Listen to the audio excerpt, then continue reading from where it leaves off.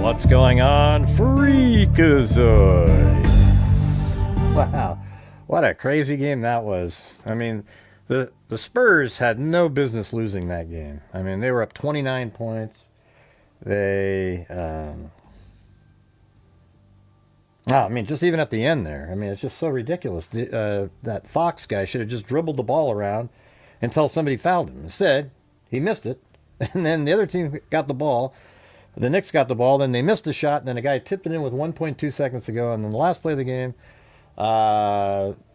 Castle was wide open for a lob, and then it got tipped. I mean, it's just ridiculous. A really ludicrous loss by the Spurs. And it turns out it's the worst loss, like in terms of a comeback, that's ever happened in the history of the NBA. That a team down 29 comes back and wins. It was just so stupid. Just the dumbest damn, I wanted the Spurs to win, just because they beat us and but now they know what it feels like, because we were up 19 against them in the first round of the playoffs in game 4, and they came back and blew us out in that game. So I figured, oh, well, I don't know. It's just so ridiculous. Honest to God, it's one of the dumbest things I've ever seen. Embarrassing. I mean, they should be ashamed of themselves, Hey, thanks, Wild Bill Wassman. All right. God, what? Just absolutely, just so many errors. De'Aaron Fox is a terrible. I don't know what to say, man. The guy's brain doesn't work. He just.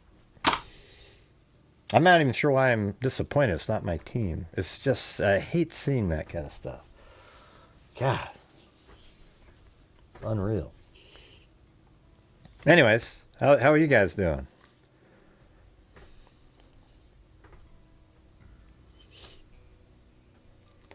Anyways, there's this crazy shooting. I'm sure it's the guy's fault that got shot, and if you listen to that last case we covered, I'm sure the same people will go, hey, it was self-defense. Yeah. So Penn State senior was killed, and his name is Billy Schmidt. And let's see. Yeah, we'll just take a look at the information on it. This is kind of like June 7th is when this story came out. It says a 22-year-old Penn State senior was shot and killed early Saturday morning, just yards from his family's South Philadelphia home, and police are continuing to search for the suspects.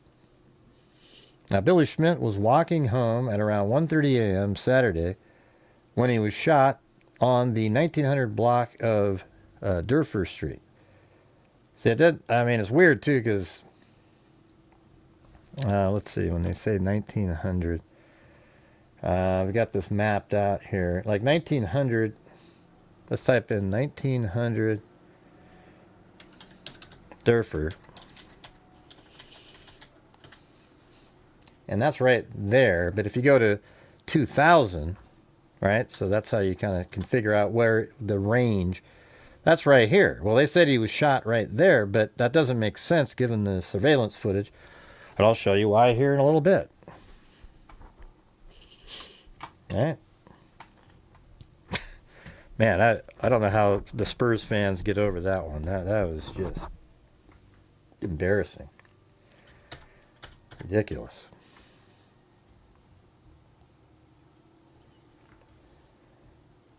Hey, thanks, Karen. 777 for your 777.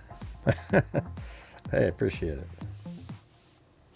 Yeah, I know it's kind of late. I just wanted to watch the game. That's it. I hardly ever get to do anything at all.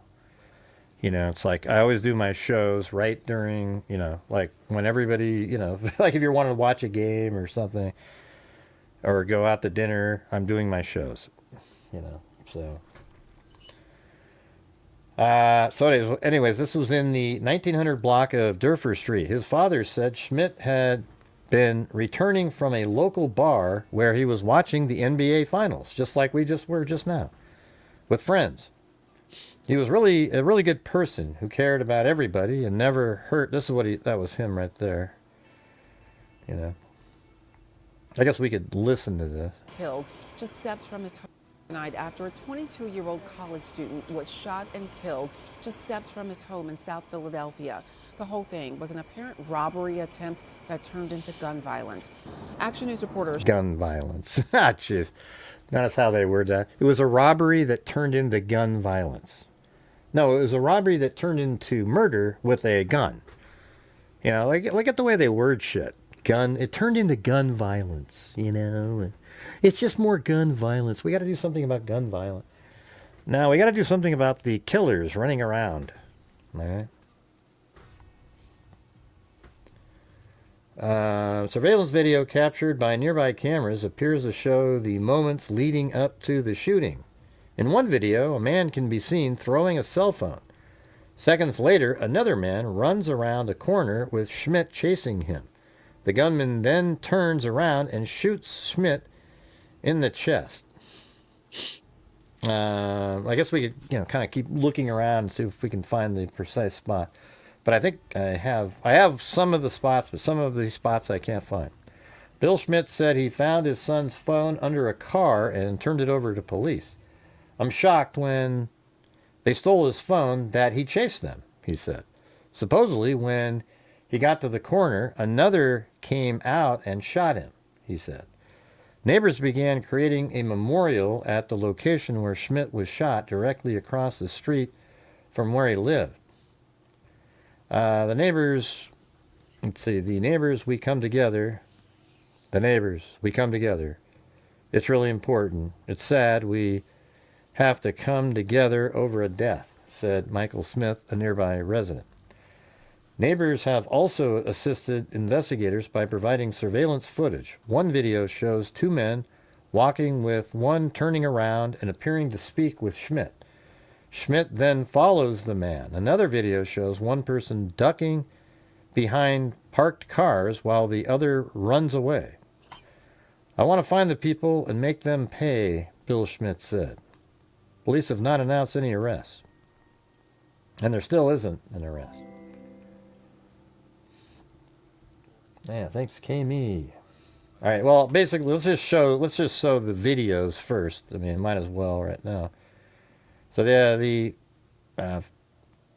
Philadelphia police put out a video here.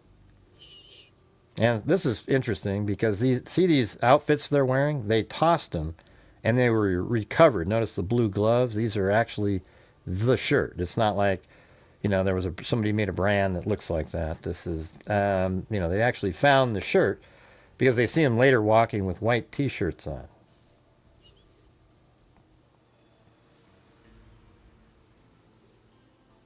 I'm sure it was self-defense, though, Let's see. So here we go. Now I think I found this spot, and it was kind of interesting how I found it. So they're walking like this. There's really nothing to help, other than one thing that I'll show you in a second. So there they are. There's the two suspects.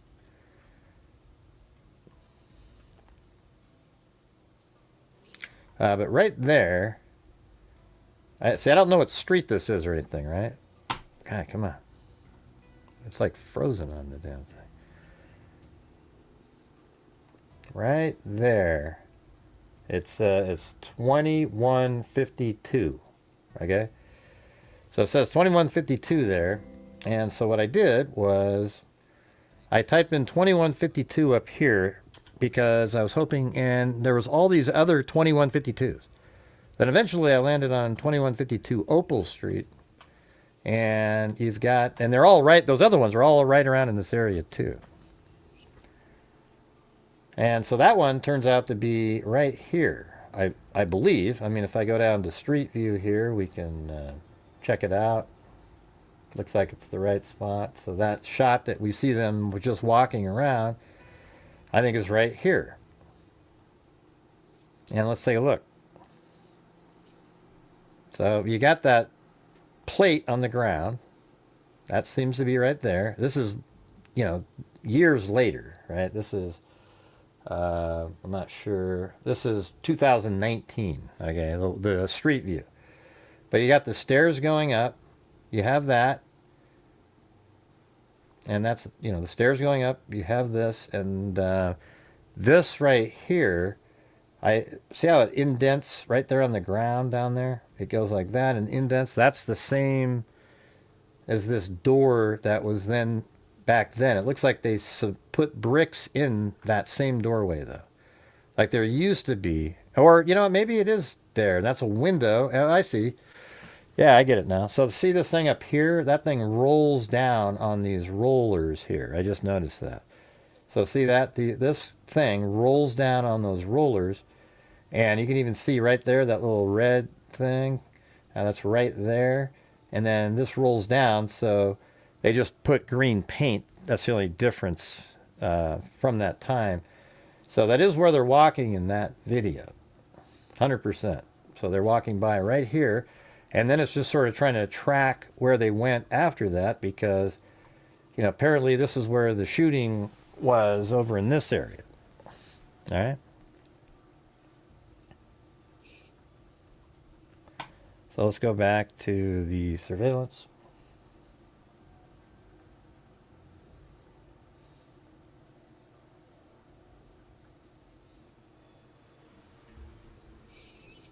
Yeah, and I don't know exactly where this is.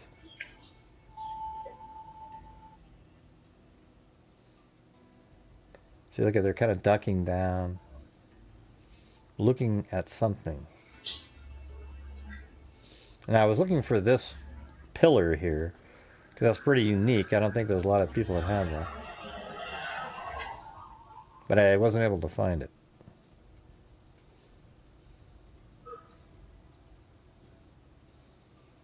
Can you guys see that?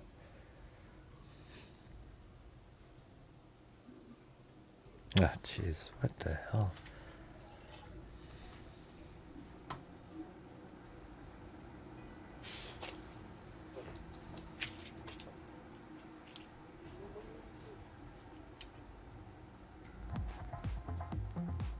Yeah. Thanks, Karen777. Okay, and then this is them later. See that? They took off the clothing that they had on. So, man, if they can get a close-up shot of this, man, they really... It's just so blurry on the version they put out. And then here's them again.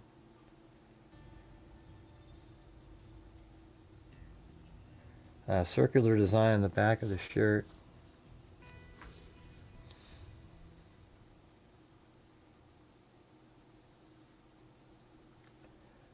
The males are considered armed and dangerous. If you have any information about these males, please call the Philadelphia Police Department Homicide Division.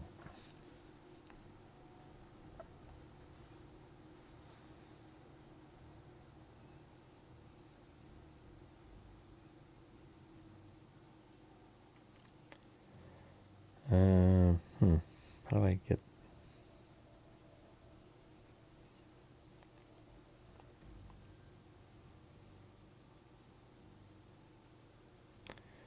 I don't know, I'm trying to... Oh, there it is. Was that locked? Okay. Yeah, so I think I need to make that a little more like that.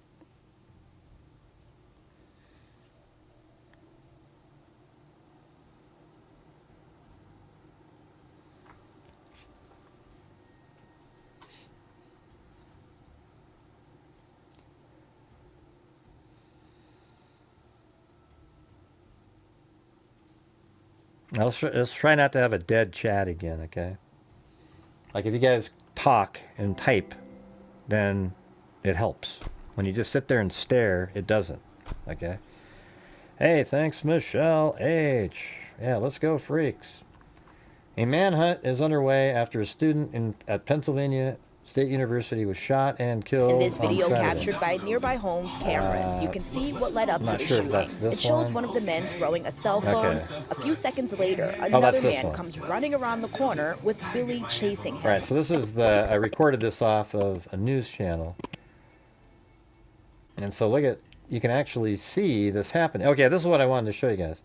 So he gets shot right around Captured here. by nearby homes cameras, you can see what led up to the shooting. It shows one of the men throwing a cell phone. A few seconds later, another man comes running around the corner with Billy chasing him. The gunman then turns around and shoots Billy in the chest. Billy's father says he's the one who found Billy. All right. Okay, so when they say it was like the 1900 block of that street, it's right here, right? So this is where they say it was. So then you go down the street view here, and then where the hell's that fire hydrant? You know, so there's a fire hydrant right there when he comes around this corner. And there's also not the correct shape right there of the stairs, right? I mean, so you're looking right there, those stairs aren't correct. And so then you start looking around. And then so I went to the other end of the block, this one, and this end seems to be correct, but then that's not the 20. I guess it is still the 1900 block. Because see these numbers here, they're 1950, 1946. But you go down right there, and there's the fire hydrant, and then there's also the walk right there. I wonder if that, yeah, we can't see that. Let's see if we go but it also has the correct stairs, like this type of stairs, even though this is from 2019. See how it goes up, and then look at this, see how that's the same exact type, and then there's the fire hydrant, and there's the crosswalk. It's too bad that they didn't film back another 2 feet, because we'd see this manhole probably. You know what, there's a good something to look at, is that this pavement, you know, the fix down there, it looks like you can see, well, I don't know if that's what that is, but it kind of looks similar, doesn't it? And let's see, okay, here's something to look at. See that little square there? I don't know if that's a shadow, but if it's not a shadow, there should be a square on that sidewalk. And there it is. Okay, boom. That's it. So this is where he was shot, right here, on the other end of the block. So he came around this corner, and then he was shot right here. So I guess that's a good place to, yeah, and then I put possible surveillance shot, and now I'm convinced. All right.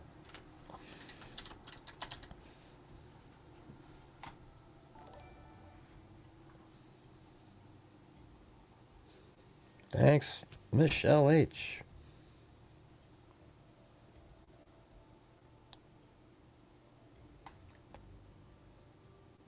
Okay, so right when he came around that corner, he was shot. So he probably lives in that area. I'm going to get rid of this one. I mean, I guess we could just, 1900 block. It's weird how it says 2000s right there, but it isn't. Because you can see the numbers on the homes. 1953, 1951, 1949, etc. All right, so do you guys want to try to... Let's just read some of the other articles and see what they got, and then how about we then try to find the locations of some of the other shots. It's the right spot, Haley. Thanks, though. They said he was shot in the 1900 block. This is the 1900 block of that particular street. So if you want to go spend time looking around yourself, go ahead. I'm sure other streets have the same thing. Some streets don't. You can see this one over here has one, that one has one. I think it looks like a lot of them have it, but it doesn't, Oh, geez, Paulette. Here we go again. It's just, it's the right spot, okay? I'm just saying it has the fire hydrant, the square, the steps over here. Do you see that? The steps there, the fire hydrant, and the square. All right? And this is the street that he was shot on, okay? So doesn't that make sense? And look, a telephone pole exactly right there on the end of, right there. You see that? And let's take another look at it. Notice the this little coloring change on the telephone pole. Well, that's right there on that one. Now let's see if all the other telephone poles have the same thing on them. Nope, that one doesn't have that. That one doesn't have that. This one over here does, but it's way lower. You can't even see it there. And yeah, so it looks like that is the right one. Now look at this. This is from, when was this one? This is from 2016. So whatever they put there, they did that after that. Okay, so listen, I know what I'm doing. You know, you always get people that want, oh, let's see if we can get gray. Oh, let's see if we can do. Yeah, okay. This is the stairs, the telephone pole, the crosswalk, the square, the hydrant. And once you get all those things, you got the right, and the street, and in the 1900 block, it's going to be correct. So that means he was running around the corner right there.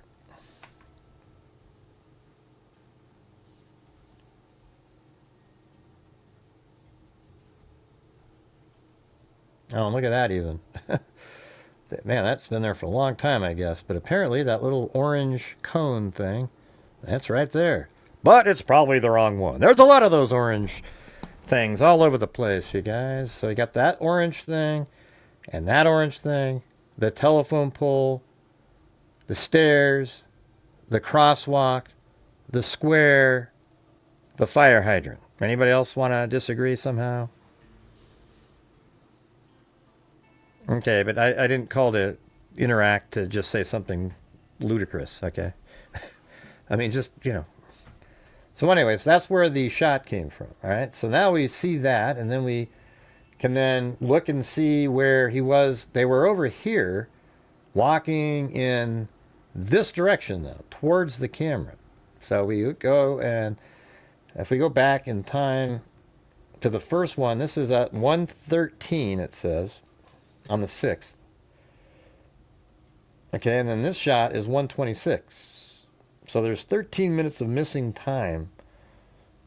And I don't know exactly where that is. I didn't really spend a lot of time looking for it. Yeah, ludicrous, yeah. Yeah. Let's see. Yes, we... I know, it's like, if you interact, it's great. But, I mean, don't try to pretend that you're trying, ooh, you know, like... I don't know, just disagreeing for the sake of disagreeing when, for the conversation additive, you know? I mean, if you want to just say something that's related to what we're doing, that'd be great. But instead it's like intentionally trying to, oh, wow, man, how many other ones have the squares, you know? It's like, yeah, yeah. Yeah, I'm sure there were other squares. It's a metal, I mean, I don't even know what they use it for. Maybe it's electrical, or you know, something to do with getting into the sewage area, or maybe it goes underground somewhere. Don't know.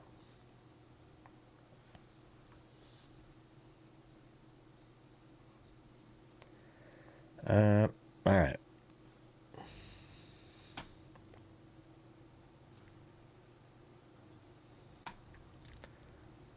It's okay, Haley. I don't want to keep having the conversation with you. If you want to just be part of the show and talk, that'd be great. But all right, let's see. A manhunt is underway after a student in Pennsylvania State University was shot and killed on Saturday in a potential armed robbery attempt. Hey, Sandy, I just said that. A manhunt. Man, could I just... It'd be great to have a show when I'm not trolled by my own, you know, it's just incredible. Just let me do this. I know what I'm doing. Billy Schmidt, 22, was blocks away from his home in Philadelphia, Pennsylvania, on Saturday at around 1:30 a.m. when he was shot and killed. According to the Philadelphia Police Department, when officers arrived, the college student was found on the street with a gunshot wound to his chest. So that might be exactly where he was found. Police said Billy Schmidt was taken to a local hospital and pronounced dead at 1:47 a.m. Must have been on the 7th. No, on the 6th. Wow, he was pronounced... Man, that's crazy. Man, he's shot at... So he was shot at 1:30. Is that precise? Because if we have this... This is 1:13, and then this is... Hold on. 1:26. So this is just before the shooting. And then this is 1:33. So this is after they shot him and they're walking away. See, they're trying to get the hell out of here.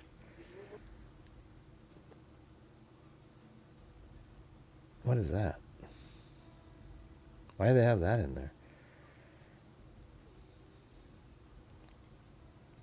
Oh, they just walked by really quick.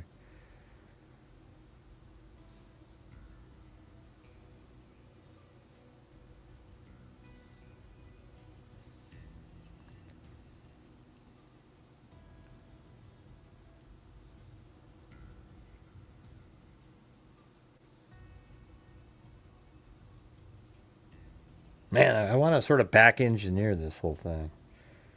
You know, if you guys are out there, you're on, we could do a crowdsourcing on, you guys can go, you know, if you can find like this precise thing, and then we can put the timing in, we might be able to figure out like where they may have ditched their clothing and then where they were walking when they didn't have those outfits on anymore.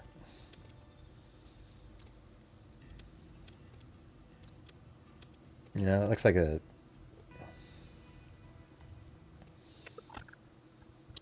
All right, so we have this one. We know where this is. That's when it's before.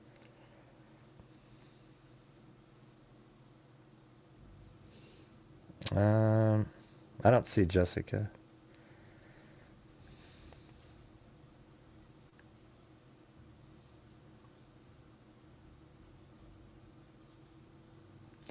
So this is only 4 minutes before the shooting. So I would think that this would be relatively close to here. So I think let's go... Not there. Right over here. So maybe... You know, they went that way first, but I'm going to just go right here. And then take a left. Go back, you know, the other direction, and then see if we can see something like that, and then turn left around that next corner. I don't see that pillar.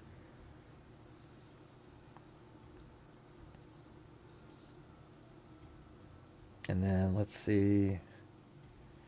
I know none of you guys said I didn't know what I was doing.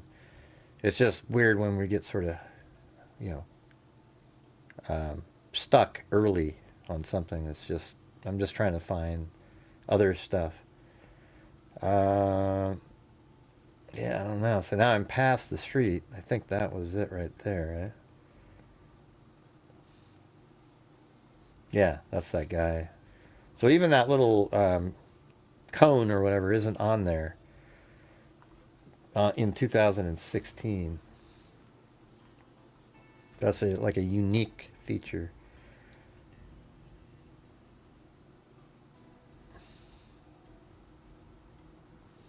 There's like an... Ooh, maybe right there. Ooh, hold on. Hold on a second. I see that awning over there. I don't know if that's the... across the street. But there's a lot of orange or green ones. I mean, look at the... You see that over across the street right there? And so it looks like there's an awning by itself, and then there's not one on the next one. So we might be able to sort of notice that. You know, like it would be like this one, but then this isn't there.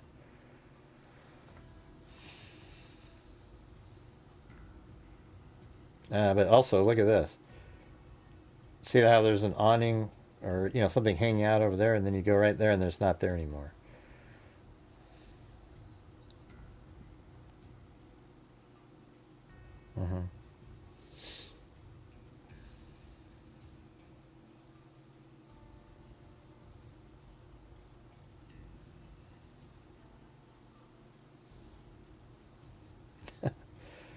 Jeez.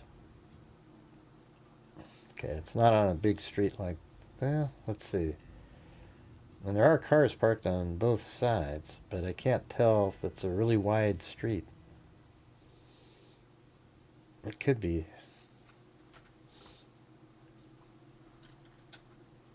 So they're right there. How about we go over here? That's okay.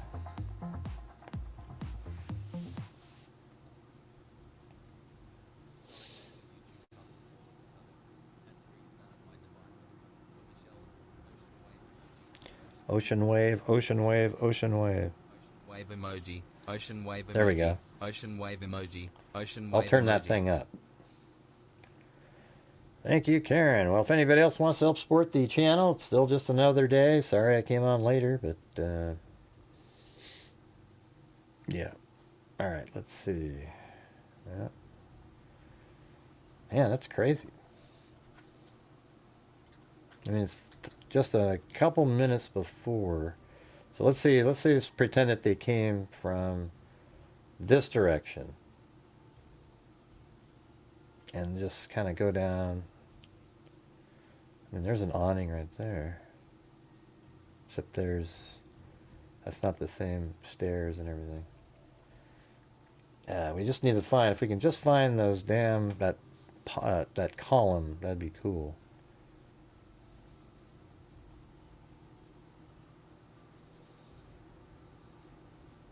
I'm sure it was self-defense, though, you know. Looked like that guy was chasing him, so. I mean, just ask him. Crump will tell you that.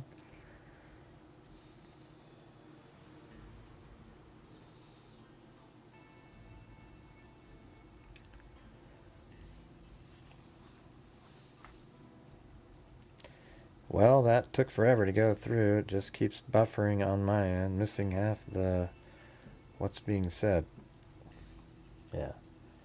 Let me go down this street now.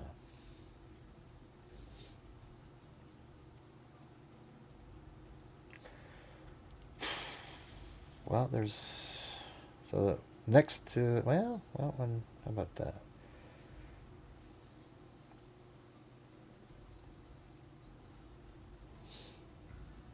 I wonder where if they were following him, watching that game, and just kind of marked him. I don't know. Jeez, it's tough. But here's the thing. He runs this direction and turns. So that means he came from over here. But originally, they're walking like this. You know? So let's walk down this angled street here. See what happens.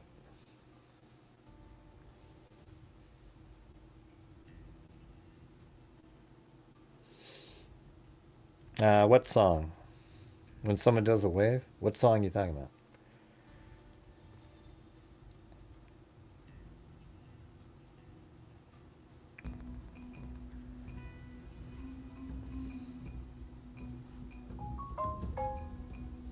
Thanks for subscribing.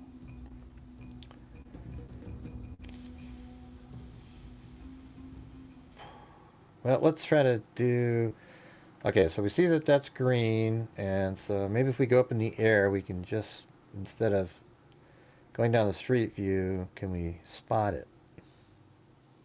There's a green one. That's the same one that we just saw. People don't generally change out their awning.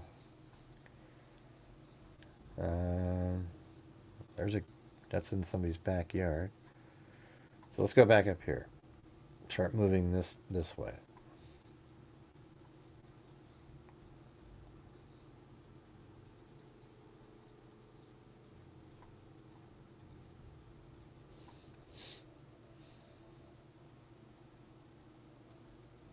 Ooh.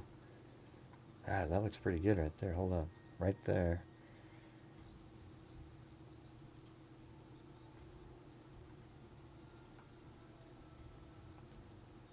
Ah.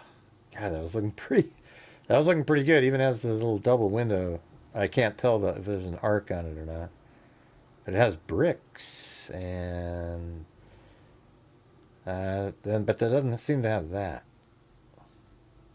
And it doesn't have the stripe on the awning. But yeah, that was pretty cool. That almost worked. It almost worked. You know what that's like saying? I almost got a bite when you're fishing. Well, how the hell do you know? Well, I guess nowadays you can actually say that with the live scopes, right? You can literally say, "Oh, I almost got a bite." The thing swam right up next to it. But in the old days, if you said, "I almost got a bite," well, you have no idea.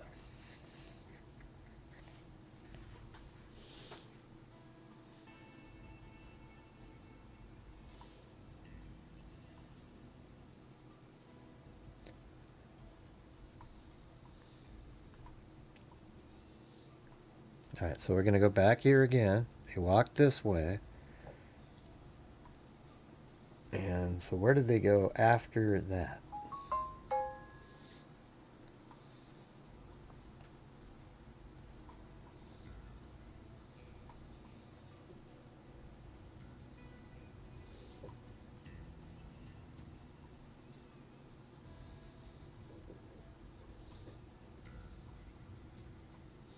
Okay, it might be just on one of these streets right over here.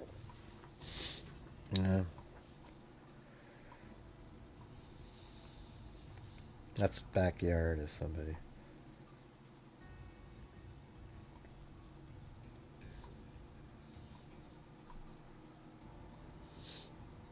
I don't know if that's one right there.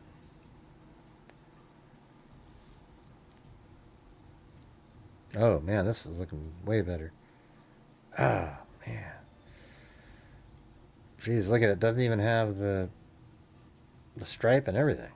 Okay, well, what's over here? Oh man, that's crazy. I mean, look at that. I mean, it's not right, but is it? Yeah, see, they have these little, down below, that's like a window downstairs.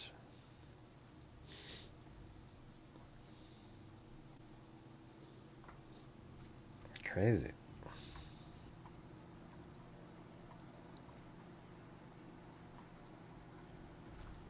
Here, I gotta turn off my phone.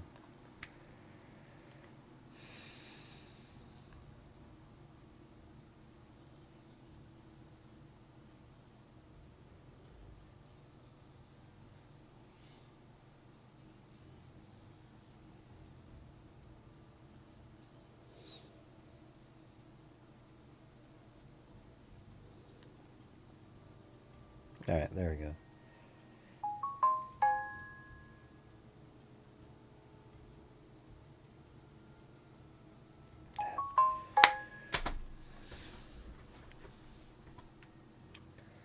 All right.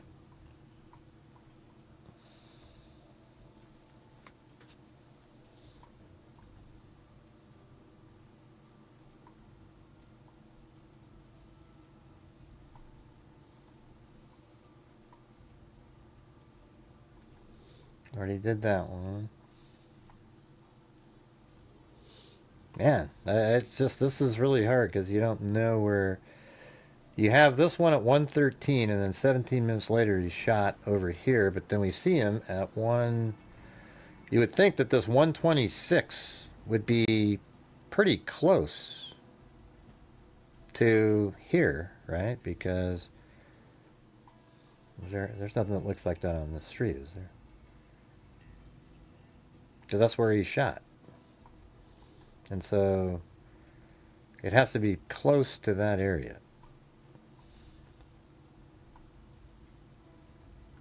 And it seems like I mean, yeah, it has to be sort of a wider street like this. You see how the cars are parked on it? I don't think on these streets you can have cars on both sides. Or this one, maybe. This one looks a little wider.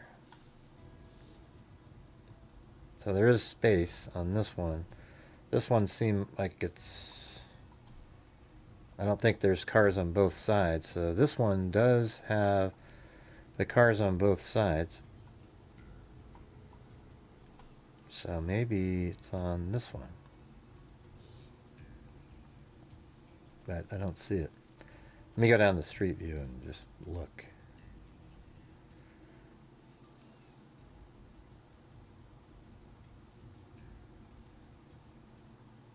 Wow. Jeez, somebody tore down some trees.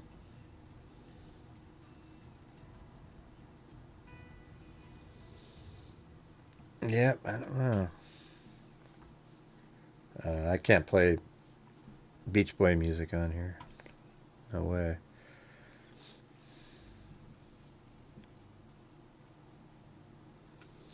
Not a fan of Philadelphia. But hey, guys, we're just sitting here languishing around at 1/6 of a nightly goal. So if you guys have the ability, that'd be great.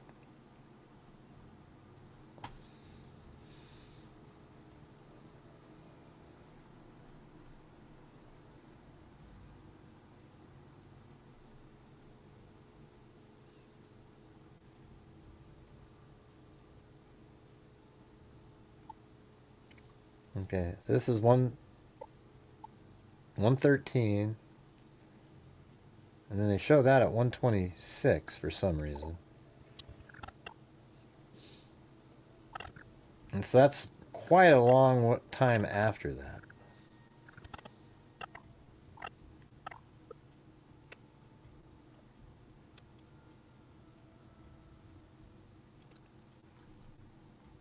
And this is 133, so after the shooting.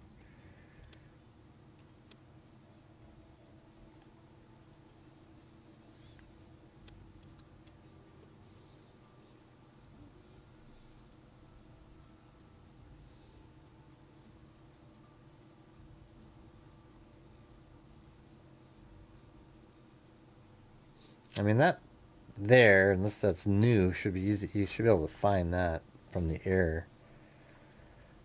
You know, if I turned off roads. So after the shooting, they ran.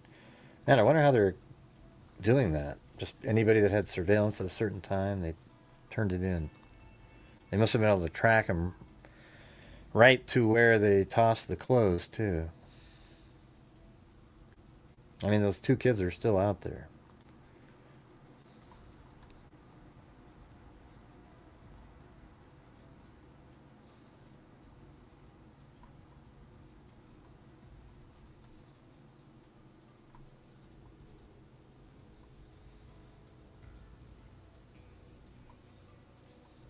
I wonder how they got all this without knowing. Yeah, like it's difficult to track just from looking at one of those. People must have just turned it in. They know where it came from. There was a name on one of these. That's his front left. And then... Okay, not that one.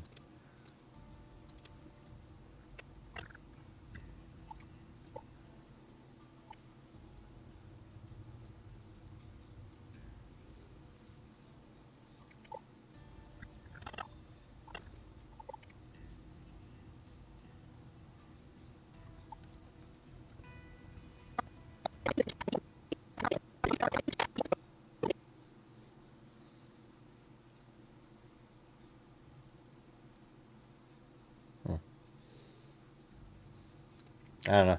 Maybe I'll just spend time on my own looking for this stuff. Seems to be boring people to death. Male victim during an apparent robbery on Saturday, June 6th, 2026, 1:30. The suspects were observed walking around the area. Okay, 20th Street. Let's see. Maybe that'll help.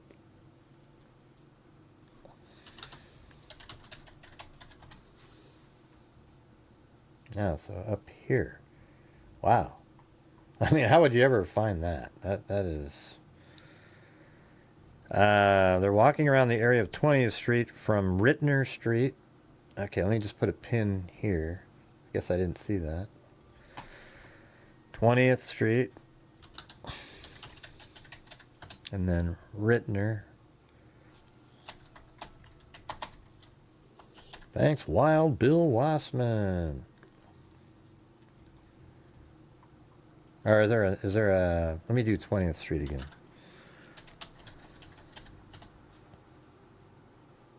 Okay. So is this 20th like that? Turn on roads again. Yeah. Okay, so 20th goes this direction. And then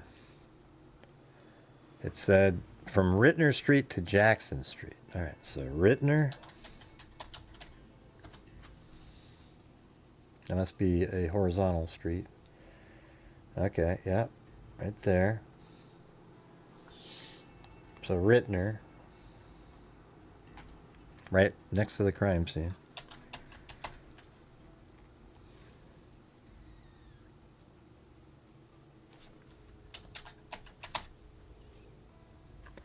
And then Jackson Street.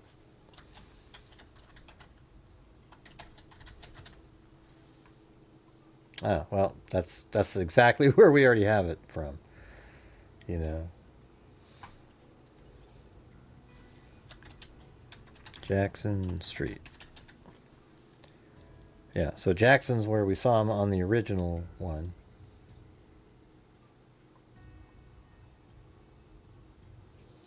And then they're saying down to this area. So I guess we could take a look at that. Down here. What footage that might have been.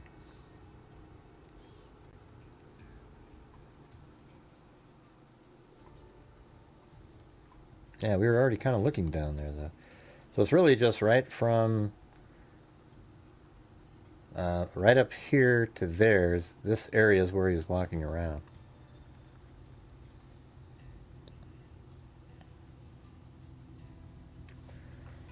Encountering the victim in the area of 20th and Durford. Let's see if that works. 20th and Durford. Yeah, so that's exactly where we have him, where he was shot. After the shooting, the suspects fled on foot and were last observed in the area of 22nd. Oh, okay. 22nd and Porter. So let's see. And Porter Street. Okay, right over here. So maybe we can find that final shot.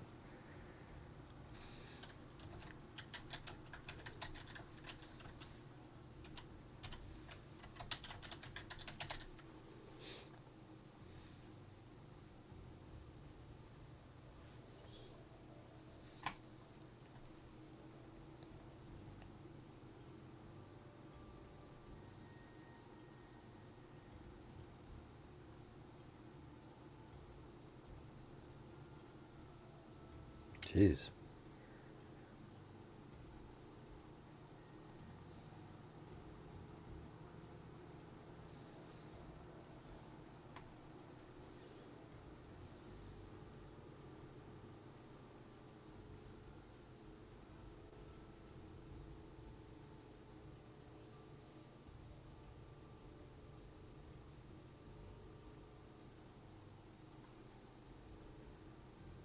Oh yeah, maybe that's that park.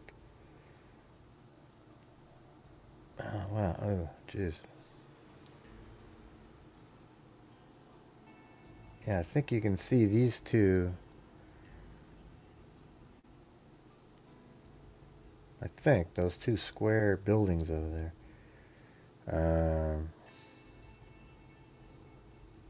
I don't know, let's go down, let's take a right here. Let's see. Oh yeah, here we go. Nice. Okay, so these, you can see these right here. Watch. See those two square buildings right there? See, those are them. So that means probably right over here. Yeah, has to be on this side too. And then, yes, see this sign right there? That's going to be this one. Right there. And if we turn around, we should see, just kind of go like this, and then there's those two buildings. Yeah, so that means the camera is like right up in, there it is. I mean, there's the camera. See that? Wasn't that cool right there? Just that little thing right there. It's like, yeah, sort of back engineering backwards, and then there's the surveillance footage right there, camera, at 2527. So this is at 140.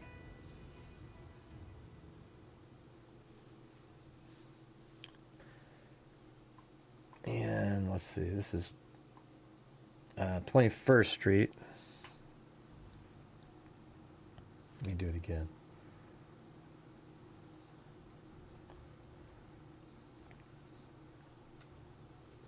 Man, not sure what just happened there.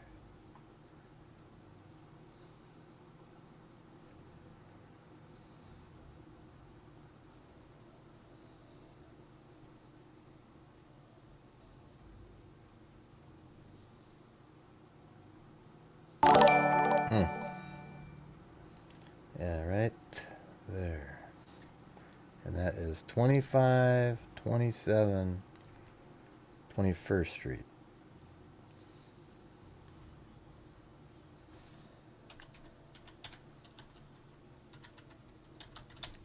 And that one is at 1:40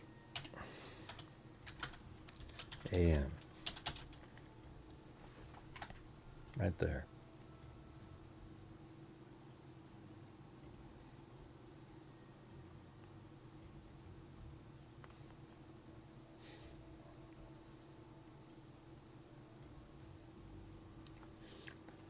Thank you, Karen. Got the same two people all night. Not another soul.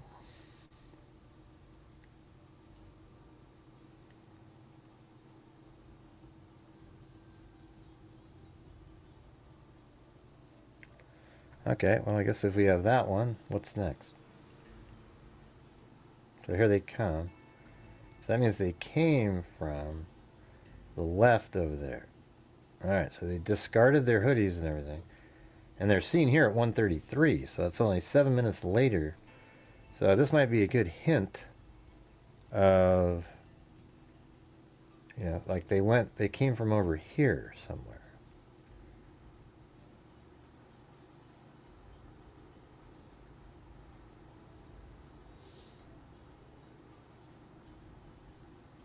Maybe go down this way.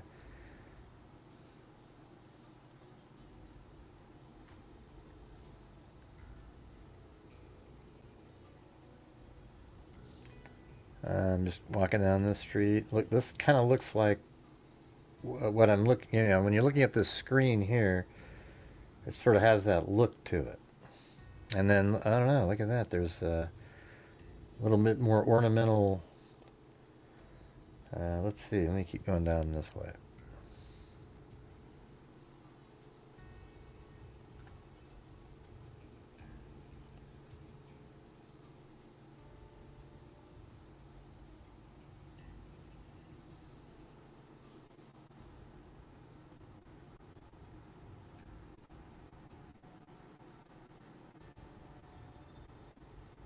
All right, let me look up on this side.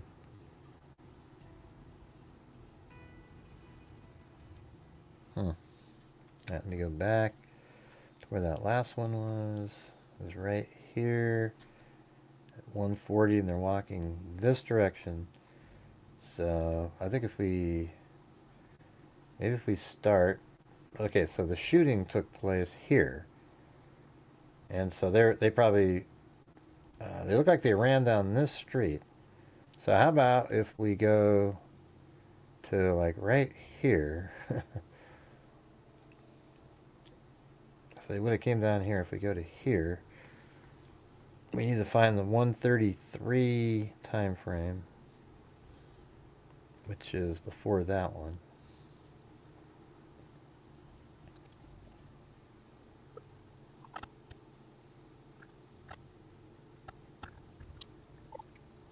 Okay, that one's 1:26.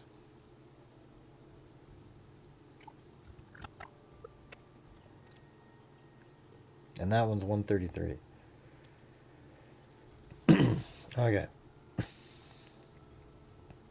And that looks like, yeah, so there's nothing on this side. And that doesn't look like that.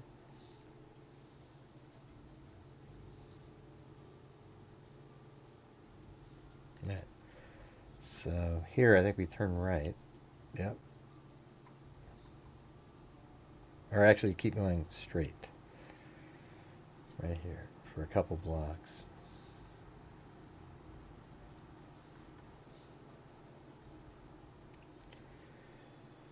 That's okay, Karen. Yeah, he's sleeping over there. You can see him over there. He's moving around. After running around outside all day, crapping and pissing and, you know.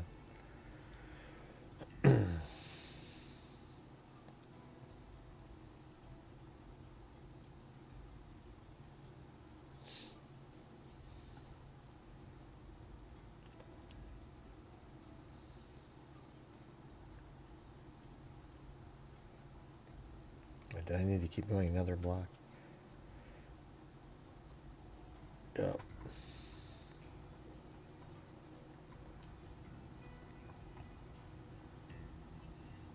Shot here, and they ran this way.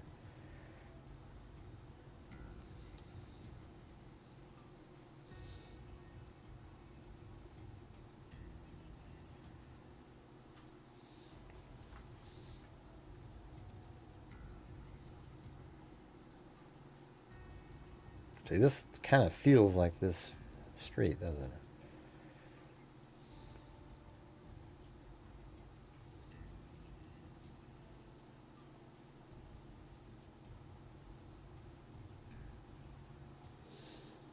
Just kind of looking around.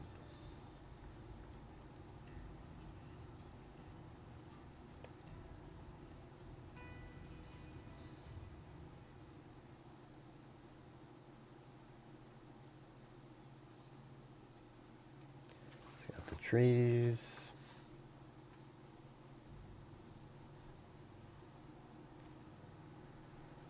There's a light there in the corner.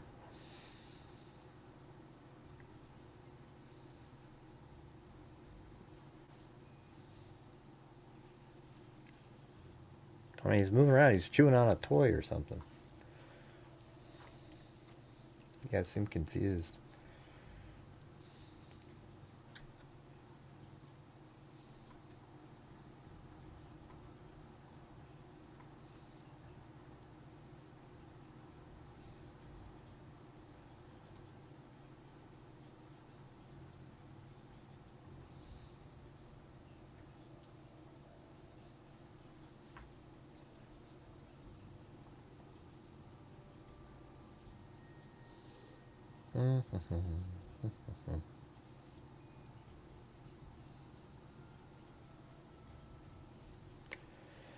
Man, maybe they ran and man, that's crazy. It's just so hard. We found 2 of the spots.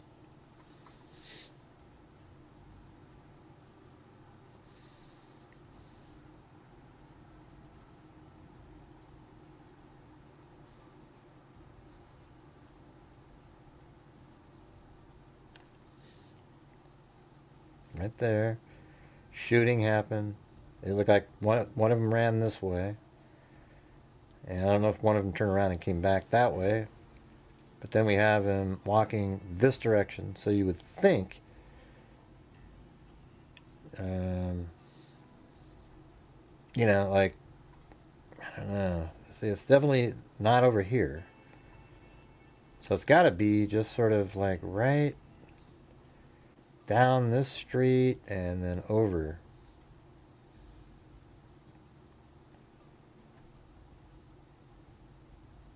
But there, you know, it could be though that they came and went down various streets. You know, it's hard to.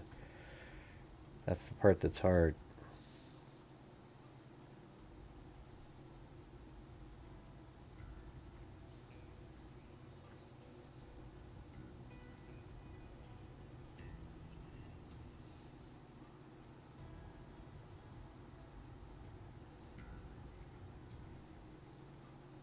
When was the shot with that pillar?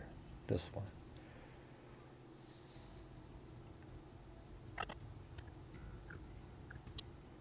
That one's right before. Well, that one's one at 26. This one is also at 26. Oh, that's one. No, this is 113 and then 126 right there. And so we don't know where that is.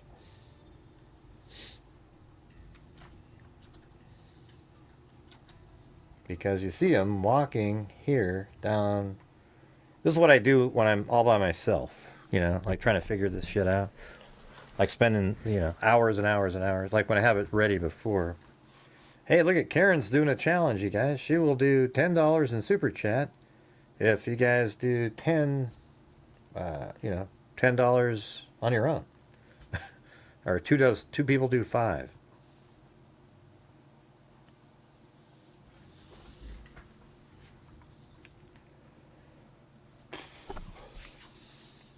I was also going to talk about this other case that somebody sent me, Lily Bova shooting.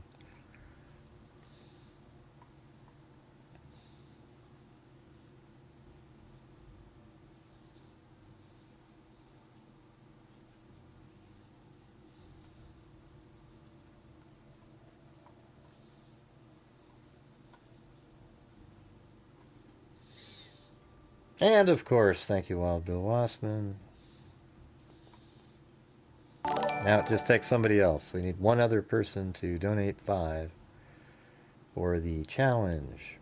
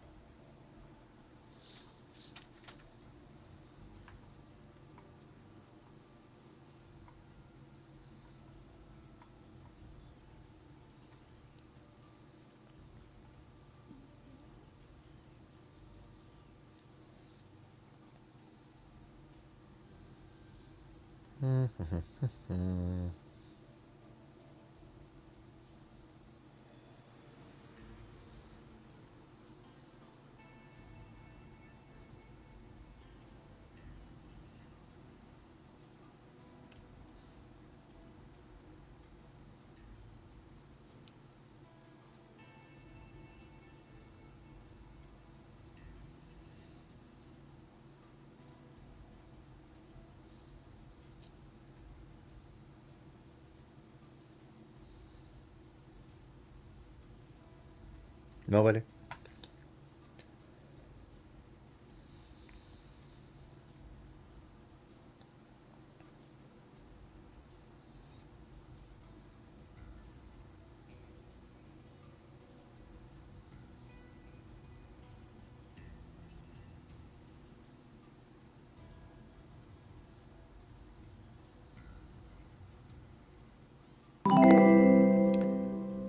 Whoa.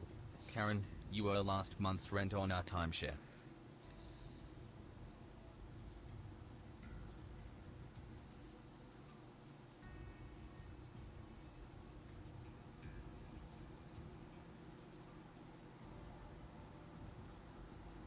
Did I already look at that one?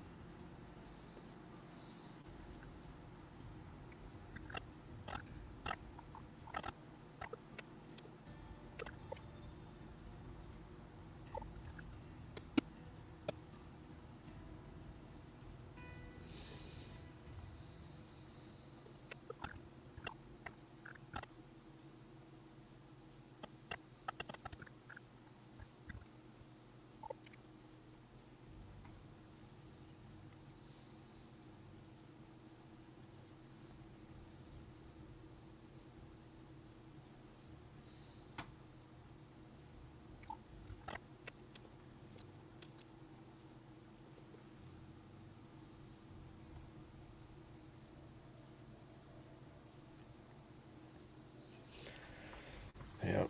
Do you guys see that challenge up there by Karen? Be nice to. I know it's kind of late, but I got to try to do what I can do, you know.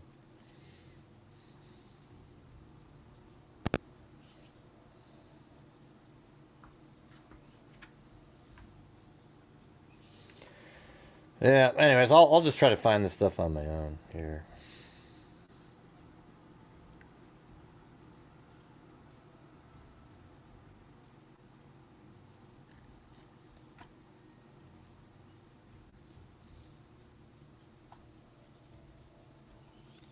All right. Well, anyways, there's a manhunt looking for those two killers. We can watch this again. Let's see. Uh, and they had discarded their hooded sweatshirts and masks. Black male, thin to medium built, approximately 5'8", wearing light gray colored costume design, confused brand hooded sweatshirt with a design on the front that included 3 skulls and crossbones with a bejeweled halo above each skull. The suspect has black mask covering his face with braids hanging into his face from underneath the hood of his sweatshirt. Black male, shorter than the other male, approximately 5'3" to 5'5", light complexion, wearing all dark clothing with a light gray camouflage colored face mask. This male was armed with a handgun and did not brandish and fire the handgun with and did brandish and fire the handgun with his left hand.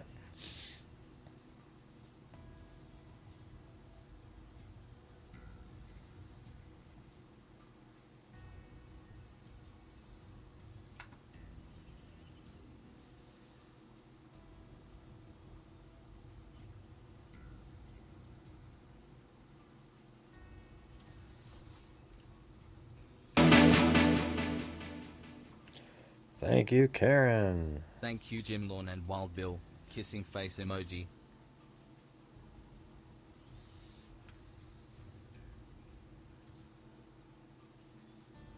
Then 17 minutes later, they've shot somebody. I think they're scoping somebody out at this point.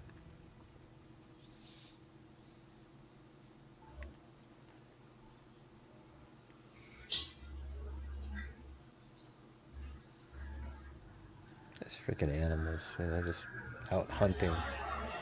It's ridiculous. Hunting people.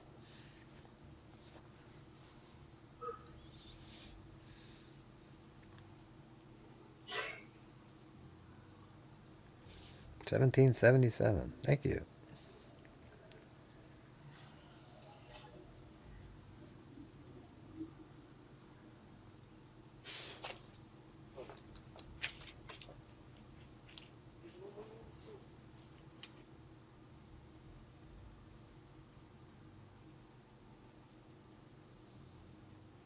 So somebody knows about that sweatshirt.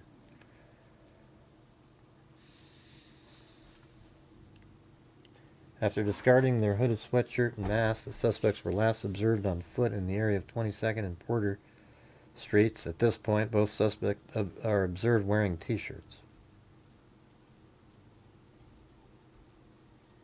Okay, let's see if we can find this last spot. They're saying 22nd and Porter.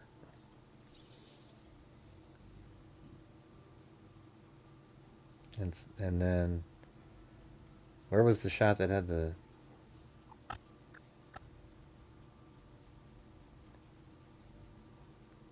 Okay, that's at 140. So this is just before that, I would think. 140-46. Oh, it's the same camera. Yeah. It's a 360-degree camera. So they're walking...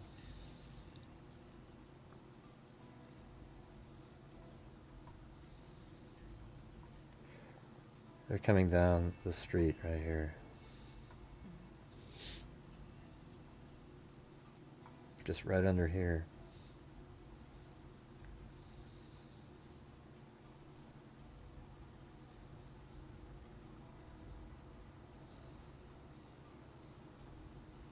There's the camera.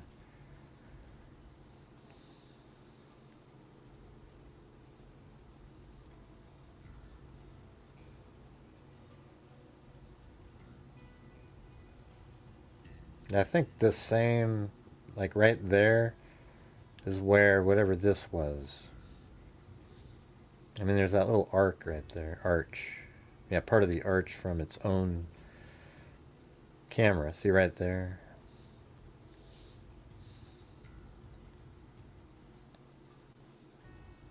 And that's the camera. Oh, there's another camera right there, though. So it could have been both either one of those.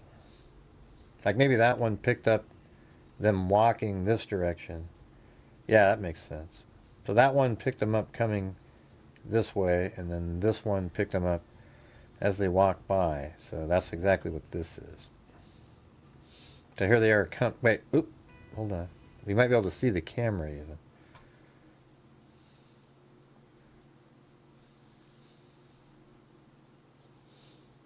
Okay, so it's up higher than...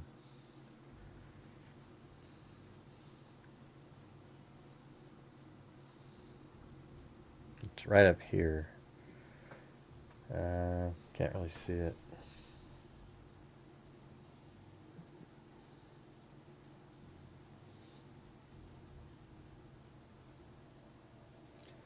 Thank you, Wild Bill Wassman. Where do you guys think they hid the clothes? They probably just went over here and threw it in a garbage can, a dumpster like that. You know? That's what I would guess. That they sort of went off a little bit and did that. And if that's the case, then... so if they're right there, and that means they probably did a little detour over here. So... I don't know. They said that they were walking between a certain range.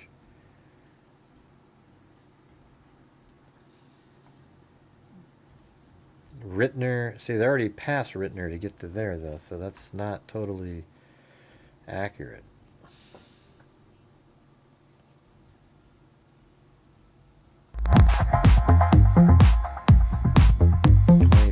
And they weren't seen on 22nd and Porter either. Hey, thanks, Karen. That was loud. I can't think. I'm too tired. Signing off. Signing off for the night. Sleepy emoji. Hey, well, thanks for Sleeping supporting the face channel. Really Sleepy appreciate it. emoji. Sleeping face emoji. We'd be in a Sleepy much emoji. worse place if you hadn't Sleeping been here. face Thank emoji. you. Sleepy emoji. Good night, Grey and Freak fam. I appreciate you all. See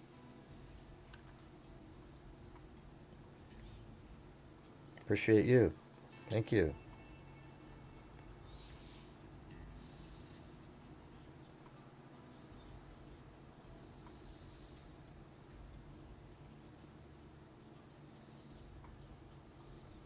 All right, let me just try one more, just going straight down this one and see what happens.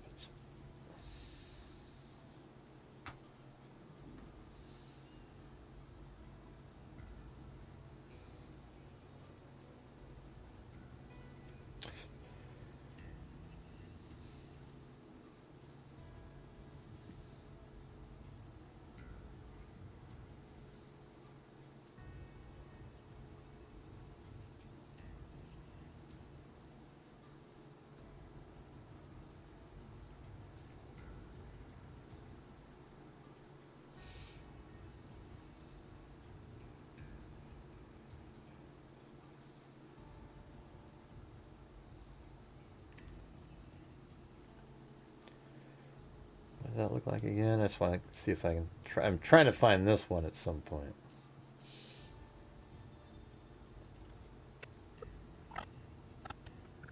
That one doesn't have a time on it. But it's after one. Well, that's 1:30. No, I think it was 1:26. Yeah, there it is. See, there isn't a lot of places that have those pillars. So if you can find a street that has a pillar on it, then it might be on that one. I don't know. I'll just go do the rest on that one tomorrow. Alright. Alright, so let's see. This Lily Bova case. This one's kind of weird.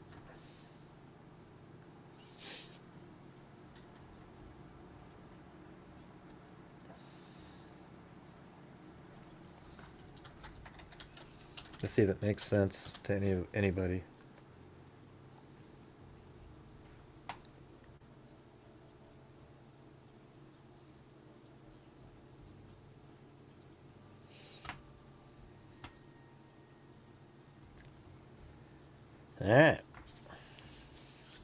right. I'm sorry it came on so late. It wasn't really even worth it either because of stupid. What a just ridiculous loss that was. But amazing comeback though. It's a record in the NBA, all of history, the biggest comeback in a game, finals game. So once you lose one like that, you're probably not going to win the series. If they'd won tonight, they would have won the series, the Spurs. But they didn't win, and now it's 3-1, and they'll probably win at home. You know, and then I guess it does come down to the next game at home, and then the Spurs, they can't choke like that. I wouldn't play De'Aaron Fox, man. That guy's just an idiot. I mean, just, oh man, really stupid person. All right, so let's see. Cook County prosecutor announced Wednesday that they do not have enough evidence. Well, let me go back to a different article that's right here. This is May 17th. The mother of a murdered Glenbrook South high school student is calling for charges to be filed against the boy she believes killed her teen daughter. Lily Bova, 16, was found shot to death at an apartment complex in the unincorporated Glenview in March. This is in basically like near Chicago, I guess. The shooting happened at around 11 a.m. on March 28th. Now, I guess we should be able... Let me see if there's newspapers.com. Yeah, that's long enough ago where they load it up. They load everything up in there. Lily Bova.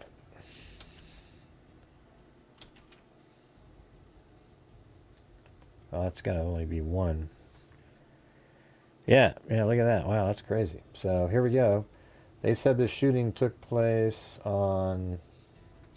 Hey, whoa, look at that. It's Chris O'Connell. How the hell's it going, Chris O'Connell?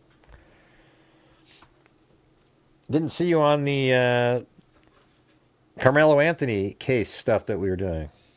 That was actually pretty interesting.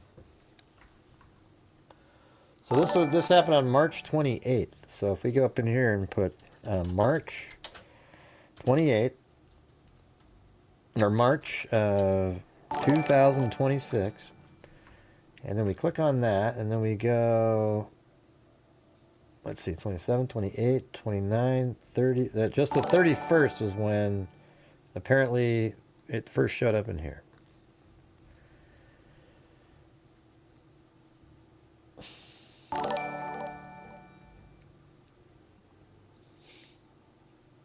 Okay, so when Shang Jung heard a boom in her north suburban apartment building Saturday morning, she thought it was fireworks, something she's used to because kids in the complex set them off frequently, the 15-year-old recalled Monday.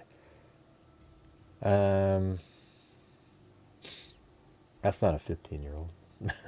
She didn't know it was a gunshot until news spread that her neighbor and classmate had died. The Cook County Sheriff's Office on Monday continued to investigate the fatal shooting of 16-year-old Lily Bova over the weekend in unincorporated Northbrook.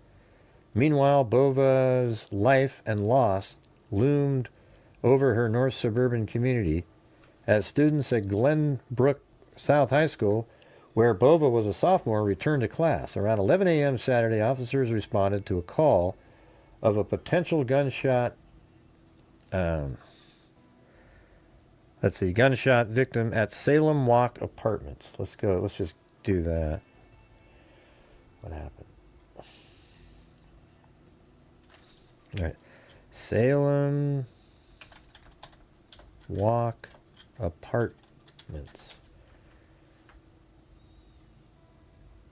Yeah, there we go. That's the correct one. So it's right here in this apartment complex.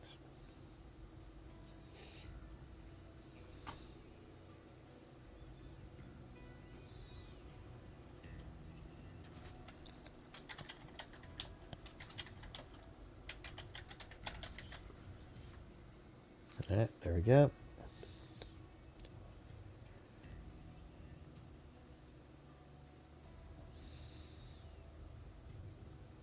Hey, thanks, Chris O'Connell. Yeah, that was pretty good.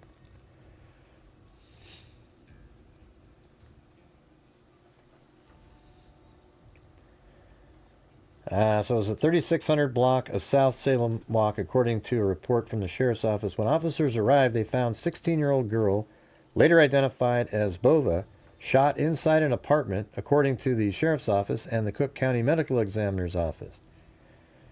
Jung, who lives in Salem Walk Apartments, was hanging out outside in the complex at the time, she told the Tribune. Also a sophomore at Glenbrook South, Jung said she wasn't very close with Bova, but that they were friends of friends.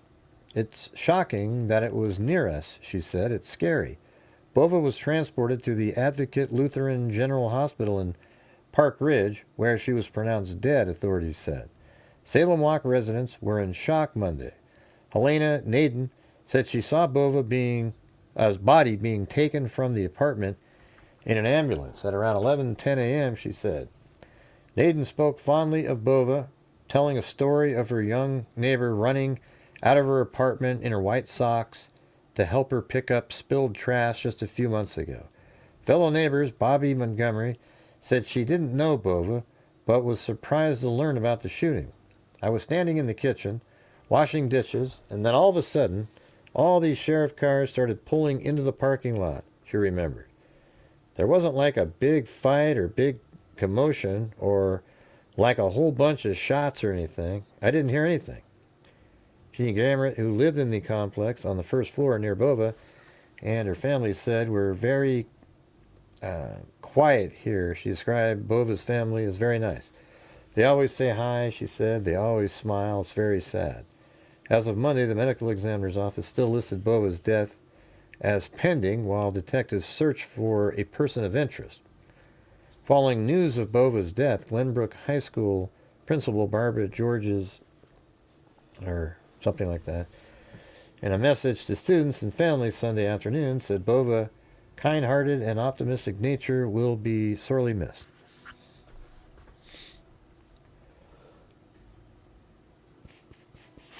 Let's see.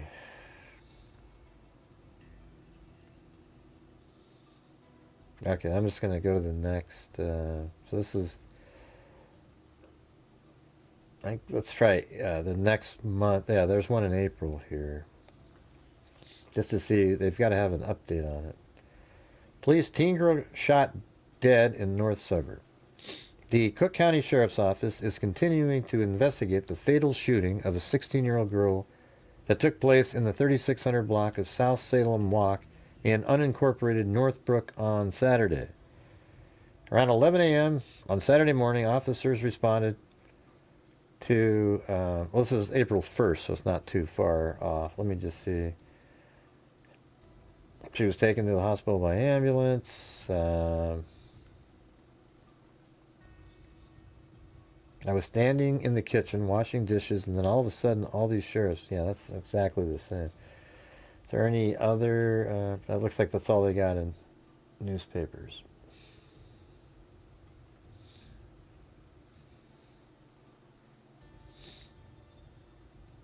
Yeah.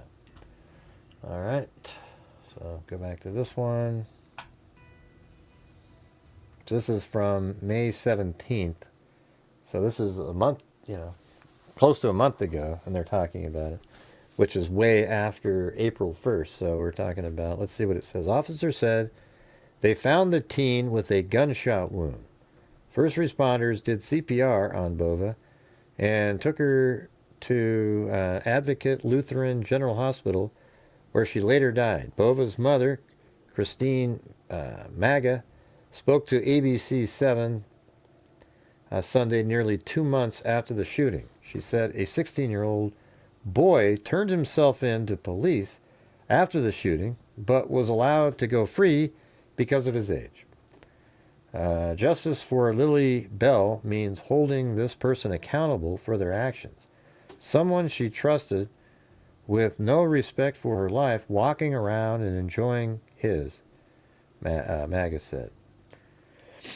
But hey, guys, if you're out there and you have the ability, if you could help support the channel, that would be great. I know I started late tonight, but currently we're at like 40% of a nightly goal. I'm not assuming we would make the nightly goal. It'd be great, if somehow that happened. But if you guys have the ability to, that would be great. The Cook County State Attorney's Office released a statement Sunday saying in part that the investigation remains active and charging decisions are made after a full review of evidence. All right, so that was like a month ago. And then today it says they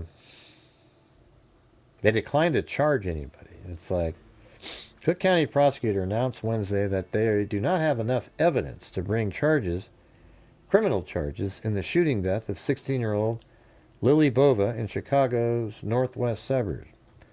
What they're saying, in a statement, the Cook County Attorney's Office said Bova's death was a profound tragedy and acknowledged the impact her loss has had on her family, friends, and the community. Prosecutors said that after reviewing the evidence collected by law enforcement, they determined they could not meet the legal burden required to file criminal charges.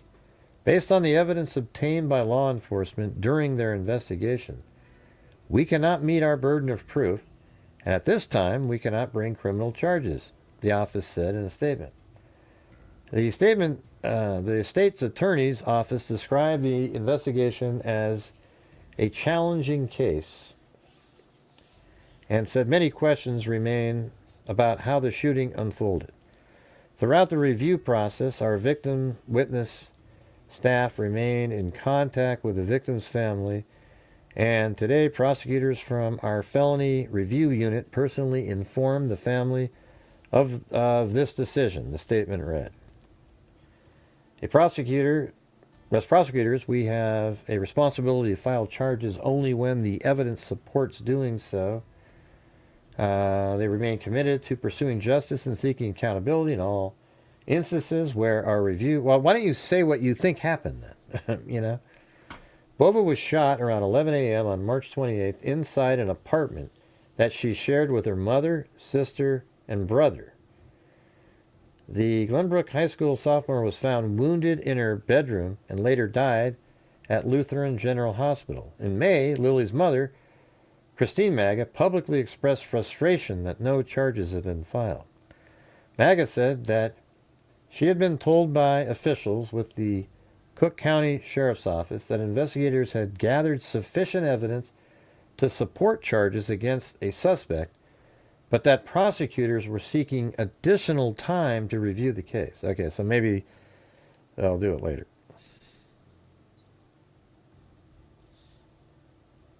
I don't know. I mean, I guess they're just waiting. At the time, MAGA, what a crazy name. I wonder if she voted for Trump. MAGA.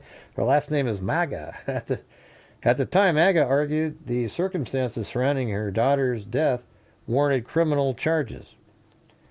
This is someone who came into my home, was let in, was in my daughter's bedroom, while my other daughter was watching a movie in the other room, and heard a loud bang.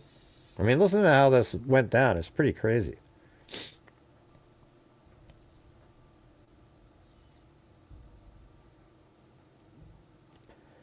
Hey, thanks for the idea there, Chris O'Connell. It's been pretty... I mean, there's only been a couple of people who support the channel tonight, so...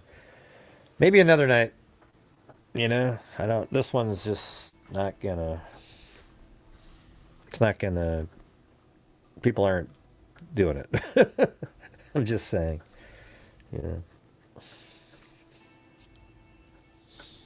But I appreciate your thought. This is someone who came into my home, was let in, was in my daughter's bedroom, while my other daughter was watching a movie in other room, and heard a loud bang. MAGA said in an interview with Fox Chicago. And he came out. He had a gun. So, the guy came out of a room. He had the gun. And my daughter protected herself with the pillow, whatever that means. And he asked for a hug. And she told him to get out.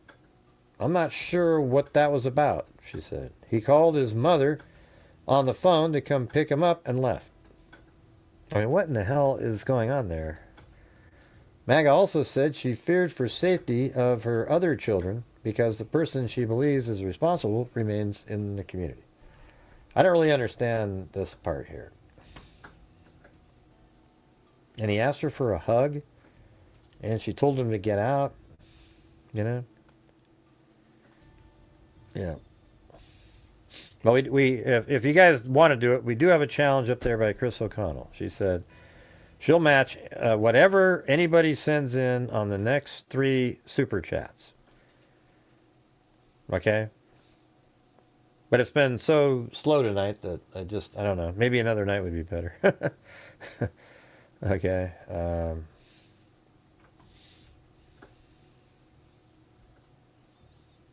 Yeah. Okay. Yeah. And I don't feel like if I did one, it'd be kind of stupid. You know, it's like robbing Peter to pay Paul. And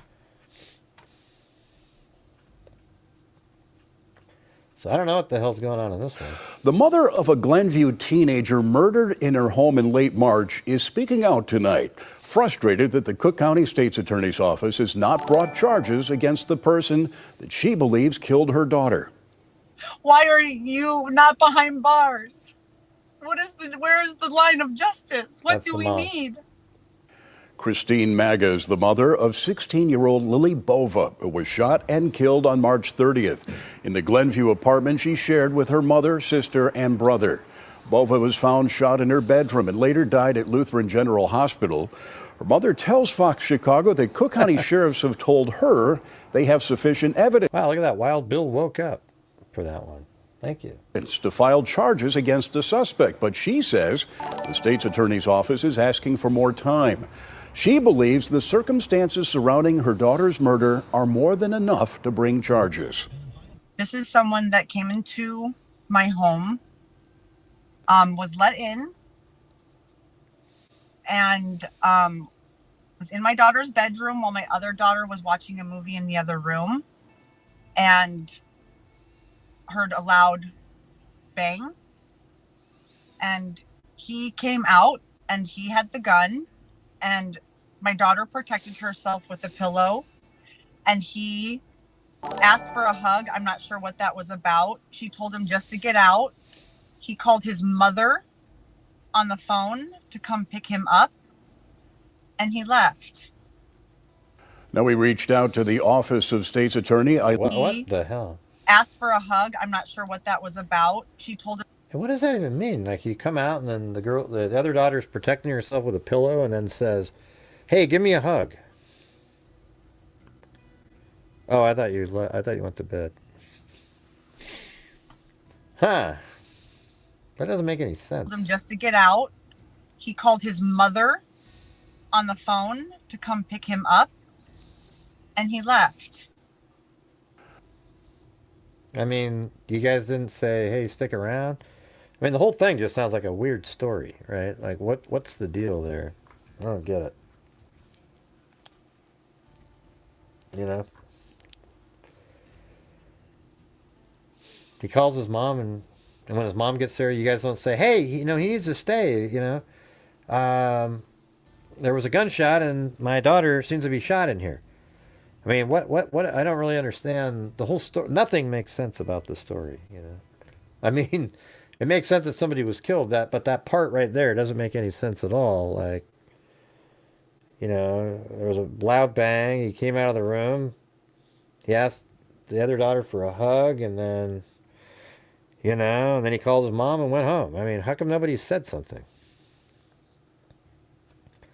Thanks, Chris O'Connell, for matching Wild Bill Lossman. So she'll match anybody's super chat, you guys. Any amount you send in, she'll match, she said. So if somebody out there wants to really try to make a difference here, you could send in a decent super chat, and, you know, she would match it. I don't really understand that part. The mommy. um, does she have any other? Let's just see. I mean,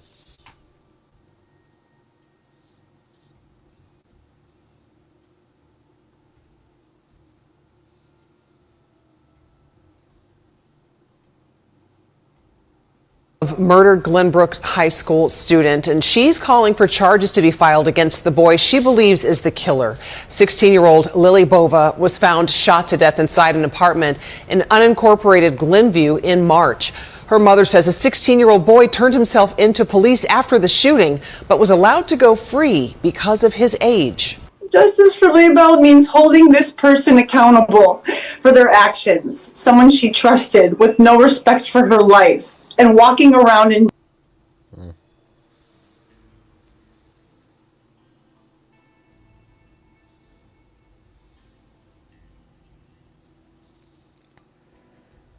all right. The Cook County State Attorney's Office has declined to file criminal charges. The backstory. Lily's mother announcement marked the end of a month spent waiting for what she believed would be a significant development. It sounds like they could still file something. They're just waiting. I was keeping myself 1 foot in front of the other for the call yesterday, Maga said. That was what I keep myself going for, was that call. And now that the call, and now that call is that call, not truly sure. Lily was killed on March 28th inside her family's third-floor apartment in Glenview. According to her family, her older sister was also home when Lily allowed... Okay.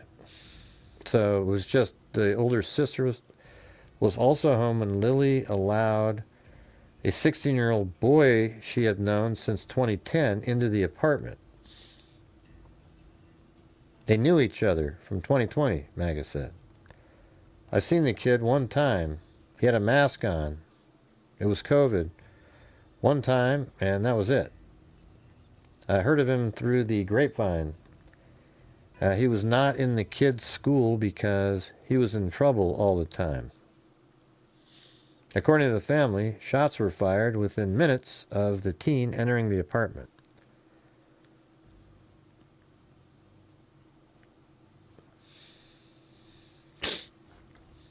Let's see. According to the family, shots were fired within minutes of the teen entering the apartment. Yeah, I mean, what's he doing in the apartment? First of all, I mean, he's there. He's got troubles. But why does he bring a gun to that apartment? And then she gets shot. You know, it almost makes you wonder if he wanted to have a relationship with her. And at that age, you know, with his hormones and everything, she didn't want to be with him, so she shot him. Or he shot him.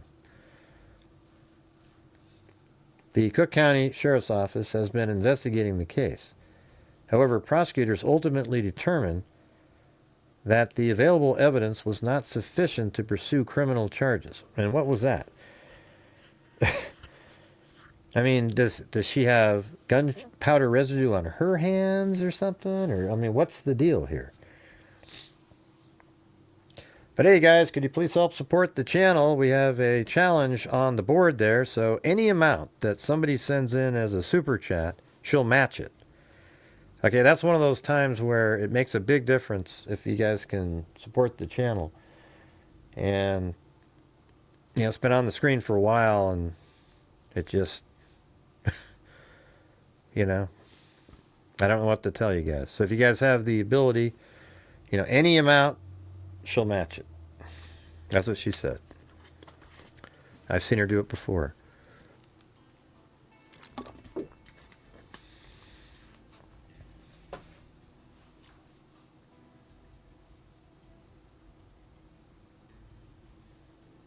Do you guys hear what I said?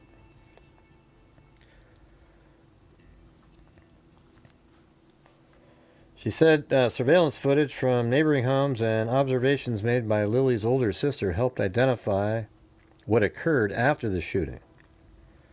Oh, this is interesting. Let me put this in that folder. He walked out and said, "Don't go in there," MAGA said. Hey, look at that. Thank you, Phyllis Watson. I just changed light bulb, then crossed the road to walk into a bar. I just changed a light bulb, then crossed the I road. just changed a light bulb, then crossed the road to walk into a bar. My life is a joke. Smiley face emoji. Is that a true story, what you just typed in there? Thanks, Phyllis Watson. All right. Man, you'd think some of the old-time freaks would be jumping in there, too, but apparently those days are long gone.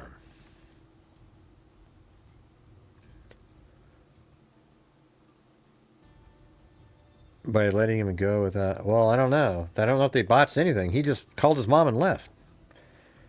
Like his mom must have picked him right up. So she grabbed a pillow from the couch. Okay, he walked out and said, "Don't go in there," MAGA said. And he came out and he said, "Can I have a hug?" And my daughter said, "What?" Matching Phyllis. Man, what in the hell is this guy? This guy sounds like a psycho. Hey, thanks so much there, Chris O'Connell. So I guess we have one more shot, you guys. She said she'd match the next 3 super chats. So if we get one more, she'll match that one.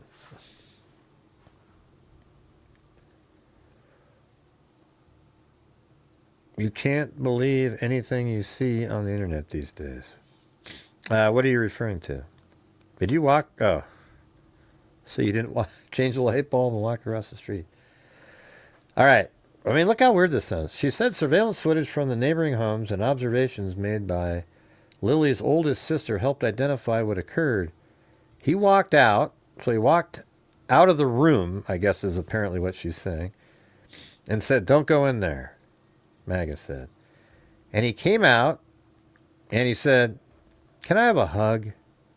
My daughter said, "What?" And just like I thought, she grabbed a pillow from the couch because she did not know what was about to just happen. And she said, "Get out, get out, get out." And he called his mom and he left. And we have video footage of him. What? I don't really understand. This is the weirdest damn thing I've ever seen. MAGA has also raised concerns about the investigation itself, alleging that key evidence may have been missed. MAGA has also raised concerns about the investigation itself, alleging that key evidence may have been missed. The police officers call me and say, "We need your keys back. We forgot to test the doors for my fingerprints." I said, "Excuse me? I'm in the home. We're here. We have used that door." Well, I mean, why do you need fingerprints? You have video of him in the room. That's the guy. That's kind of I wouldn't even care about that. That's like a minor thing that they didn't do. You know that he was in the room. You have a witness having him come out. He's on camera coming out of there. She also questioned investigative decisions made after the shooting. They did not get a search warrant for his home, for the phone, for the gun. Well, that's ridiculous. After he turned himself in, MAGA said. And the police are saying, no, she denied our search warrant. Who is telling the truth? And the police are saying, no, she denied our search warrant. The judge? Who is telling the truth? Because this is still 1,000% a murder. Well, it's probably at minimum manslaughter, right? I mean, the guy brings a gun in, and then it ends up killing somebody, and then he leaves. And by the way, he probably just called his mom as he's exiting, and she picked him up out on the street somewhere. That's probably how it worked. Well, that I don't count that as, the fingerprint thing is irrelevant, Yes, he was in the apartment. They know that. But hey, guys, we need one more person to do a super chat. And it'll be matched by Chris O'Connell. She has an open challenge. There was 3 of them. So whatever somebody gifts, she'll match it. So it's like a 2-for-1er for whatever you think you can do. Because right now we're still at, we're at like 60-something%, which is pretty good for a late night show with hardly anybody, 96 people watching. It's not like a...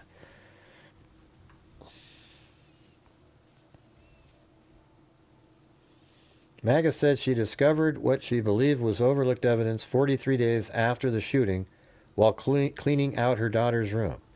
On Mother's Day, I was cleaning out my daughter's room, she said. I was packing her things and I see a bullet casing roll across the floor. I immediately call police and I say, "Hey, there's a casing here. You told me you had it." The decision not to file charges also came as a surprise to MAGA, who said investigators had repeatedly indicated they believed the case was strong. I think it's probably like, he liked her and she didn't like him and, he just... something like that. No, I mean, a judge can say, "Hey, a search warrant isn't warranted here. Give me more." I think that's the she. I don't know what they're other than that. But you see, Chris O'Connell, how hard it has been tonight. Just even, I just laid out the case. Hey, guys, any super chat is matched by Chris O'Connell. And then it just goes...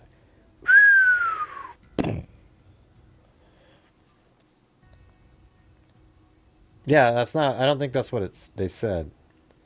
I think when she says, and the police are saying, no, she denied our search warrant, meaning the judge, that's what they're talking about. The judge denied it. I mean, a person can't, once you have a search warrant, a person can't say, well, no, you can't do it.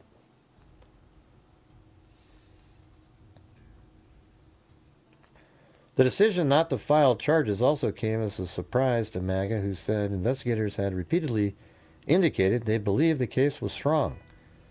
These detectives were calling me every day, slam dunk, waiting for the green light, state's attorney. It's all her. We're done, she said.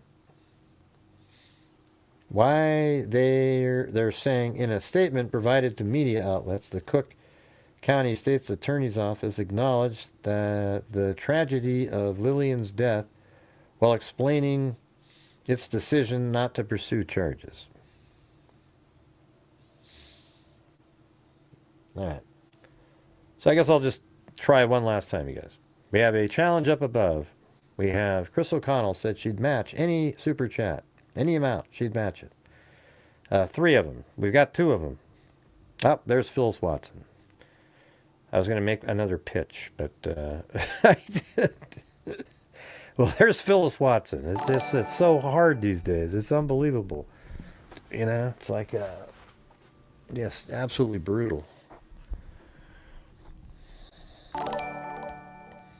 Hey, thanks, Haley, on the side there. That was nice of you. Appreciate it. That would have been good, too. All right. Very cool.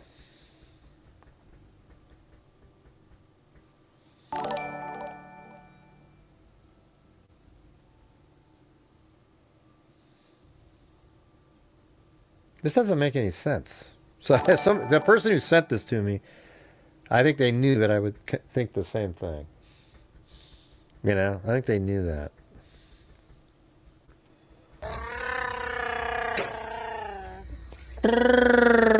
Chewbacca. I'll do Chewbacca if you want me to. Thank you, Chris O'Connell. And Haley up there and Phyllis Watson. Very cool.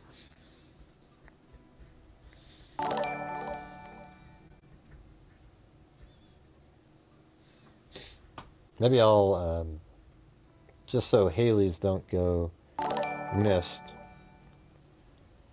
I'll do, oh, well, she did that. Well, I'll gift one membership anyway.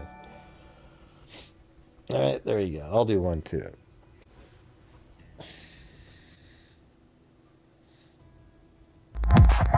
There you go. There you go. Taco Stomp. Remember that? Remember that? Matching Haley also. Thank you, guys.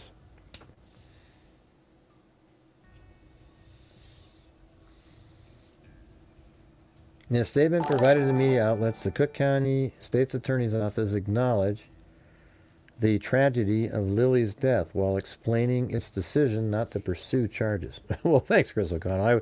I was trying to do it to match Haley's. I was going to do another one, but based on the evidence obtained by law enforcement during their investigation, we cannot meet our burden of proof. Whatever. As prosecutors, we have you have a responsibility of guts. You guys are weak.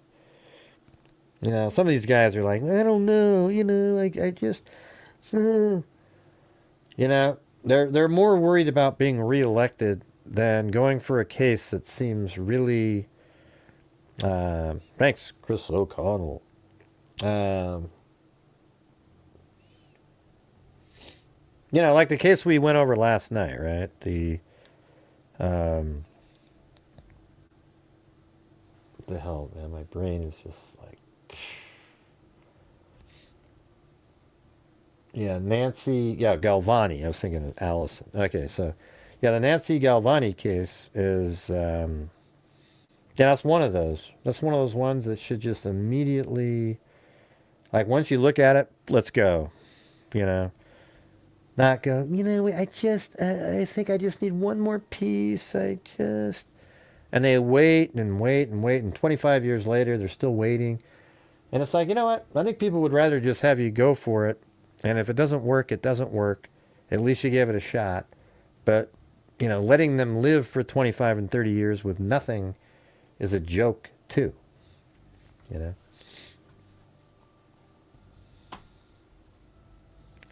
one I always think about is Angie. What was her last name? I think it's Angela, right? Angela.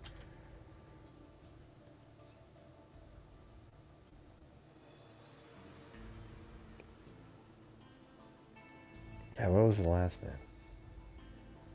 Angela.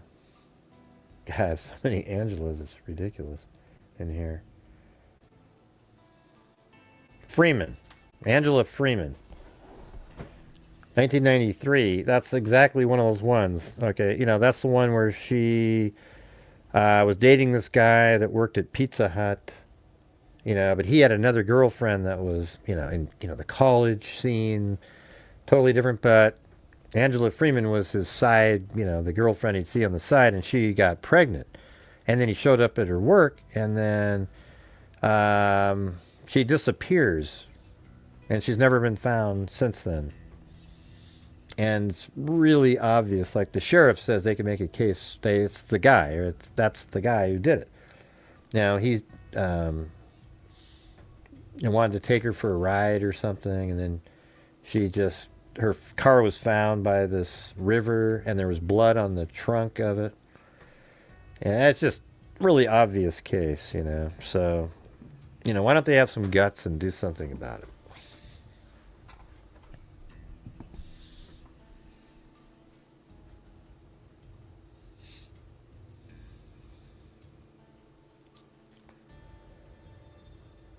All right, down here it says, the sheriff's office understands the overwhelming grief and anger Lily Bova's parents and loved ones feel. Our office shares their desire to bring the individual or individuals, now there isn't individuals, there was one guy in there, responsible, or unless there was somebody who had her do that, responsible for her death to justice. Since March 28th, sheriff, police detectives, and evidence technicians have continued their work to gather physical and electronic evidence from the scene and surrounding areas. We believe our recovery of gunshot residue, ballistic and electronic evidence from the scene will eventually result in charges being filed. Okay, good.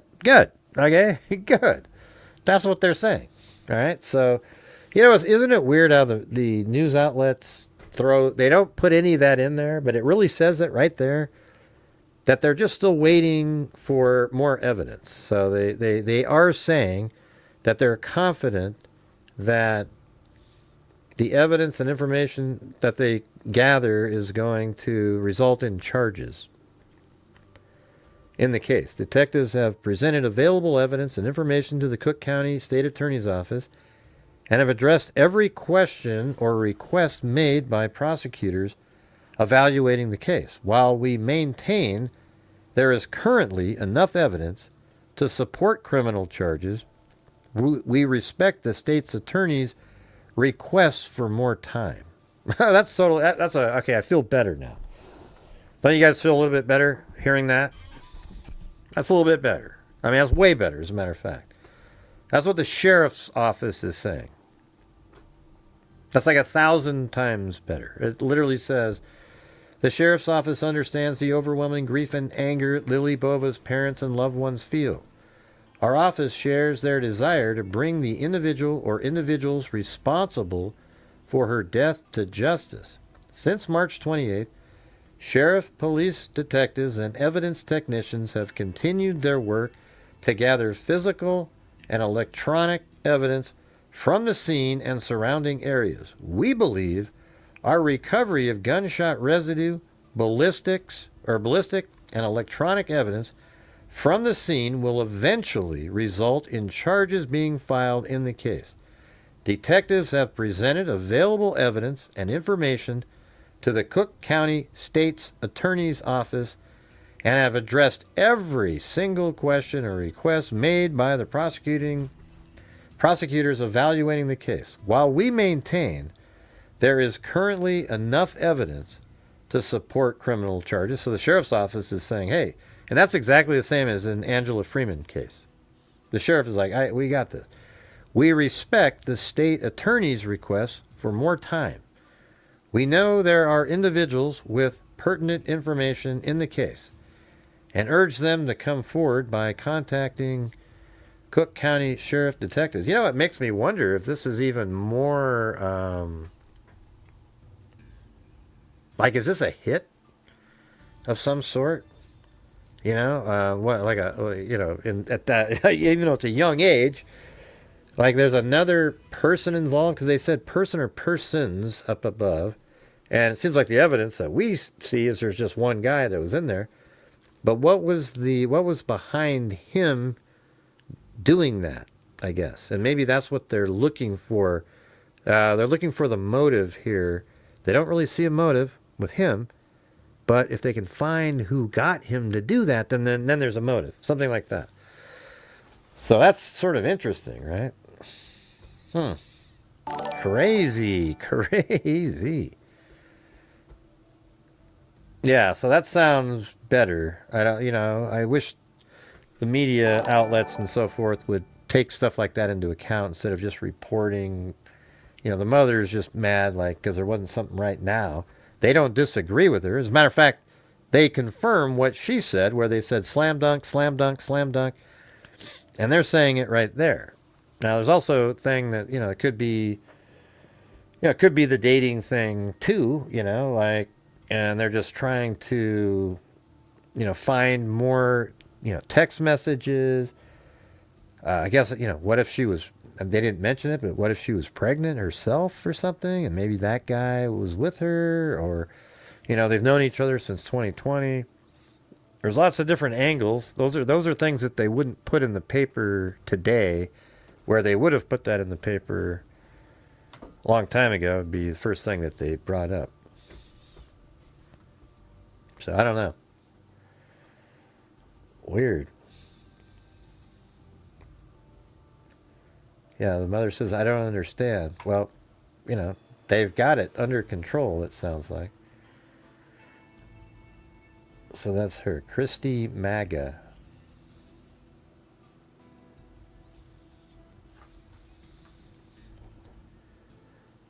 We know who has murdered my daughter. Lily Bova.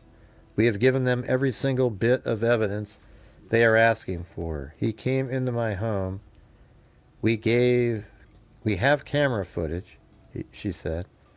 I don't understand the holdup, but it might be the circumstances. Like, what if she had gunshot residue on her hand?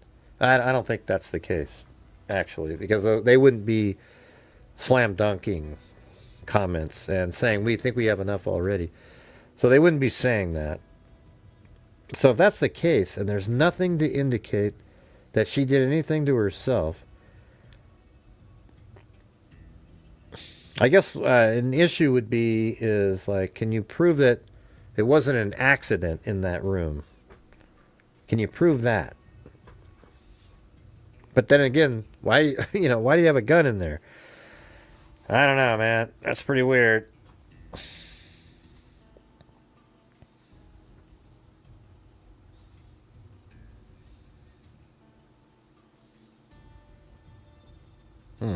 That's crazy. She said the situation has taken a heavy emotional toll as they continue to wait for action in the case. This is literally taking my life away, my kid's life away, our safety. Right. I mean, man, I don't think she realizes how long it takes in other cases. I mean, we're talking about, what was this, March? It's not long ago. I wonder if we could find her. Let me see if I can find her on Facebook or something. That's kind of an unusual name. I'd be shocked if there's anybody else with that name. Well, God, what a crazy... I gotta tell you, that win, though, by the Knicks is just absolutely ludicrous, A ludicrous win. There's no way that should have ever happened. Embarrassing for the San Antonio Spurs. I was saying that because as soon as I opened up Facebook, the first person picture I see is that. So they've won 2 games by 1 in this series, by stupid mistakes.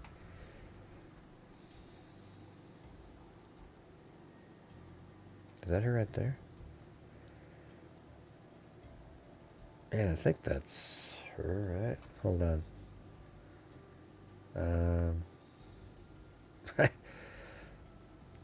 No, that's in California. Wow, they look so similar.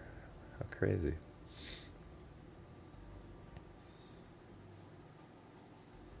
No, I guess not really.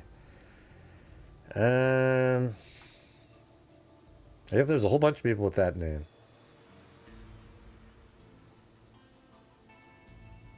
And there's even another person with that same name in Illinois.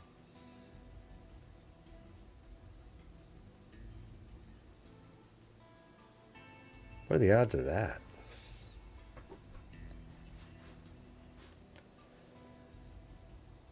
I bet she had an Instagram.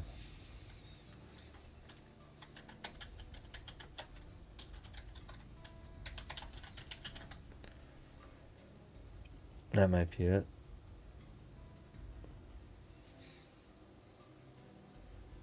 I don't know. Hold on, I'm just gonna see. There's a Christy Maga. It could be the same person. It's hard to say. Hair is pulled back. This one right here. I can't tell though. And the profile's private.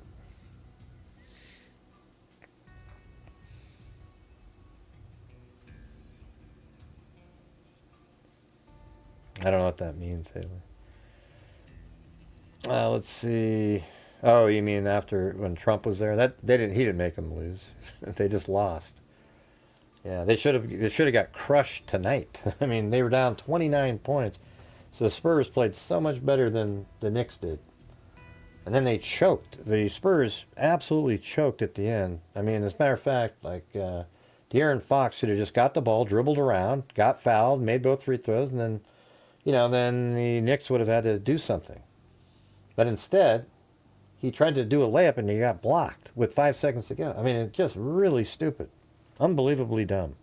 And he had like 5 horrendous turnovers during the fourth quarter.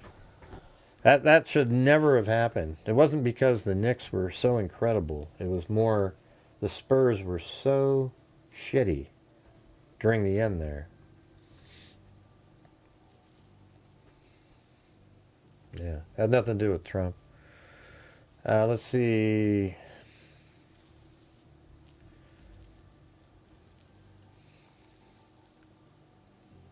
He's the left-handed guy. I don't know what you're talking about. Who's Benicio del Toro? Don't know who that is. What does No Country for Old Men have to do with it? I don't get it, man. I get confused. You guys are just rando comments. Wow. Okay. Well, I guess we're gonna have to wait and see what happens on that. Sounds like an arrest will be made at some point. And then there was a cold case solved. Maybe we can go out and try to find this. But I gotta go use the restroom for a second.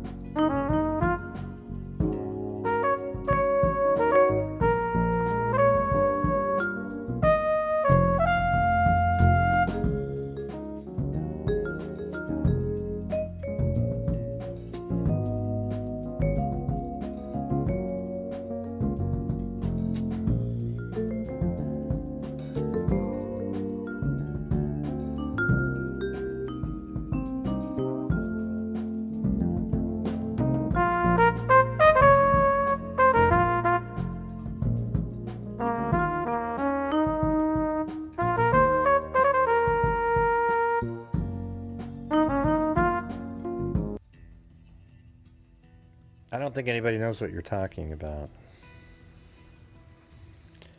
All right, okay. I'll tell you what. I'll donate 5 memberships if you guys do 6. That'll get us to the actual goal. Okay. So if you guys do 6, although 5 of it's me making it, pretending that I reached the goal. All right. So if you guys can donate 6 memberships, I'll donate 5.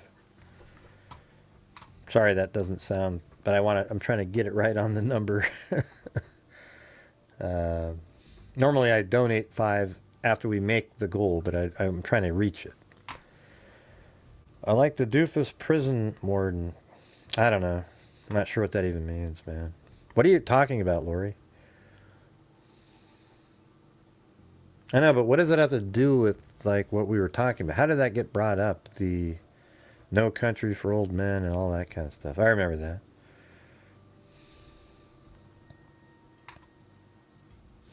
All right, we need 5 more. All right, there's 2. I always know that the vigor in reaching my challenges is always really less. Let's see. So authorities have identified a Pennsylvania teenager. I saw this in the same article as that last one. Or the other case that we talked about earlier. The Pennsylvania shooting of the student, the Penn State student. Let's see. So authorities have identified a Pennsylvania teenager nearly 26 years after the murder in a rare case where investigators knew the killer's identity long before they knew the victim's name. The FBI Boston field office. Oh, and by the way, I do want to say this. There's a case that I covered 4 years ago, and that was of Theone Davis. And then, let's see. So I covered it 4 years ago, and then Colleen Fitzpatrick was at CrimeCon and spoke to this lady. And then it's actually the granddaughter of Theone Davis. But then they said it was Sadie Theone Davis, so it didn't really ring a bell. But then I looked it up and was like, whoa. So I did cover it 4 years ago, but it wasn't a lot. And then I've talked to her multiple times, and she sent me all of the, like the evidence package, you know, like the narrative and different, not evidence, but like, well, you know, what they collected, the autopsy reports, all that stuff. So, I mean, I don't know if you guys would be interested in going over that with that information, because I think that'd be a hell of a lot better than the newspaper articles that we had. And she said some of the stuff in the supplemental isn't accurate because, you know, they just know it isn't.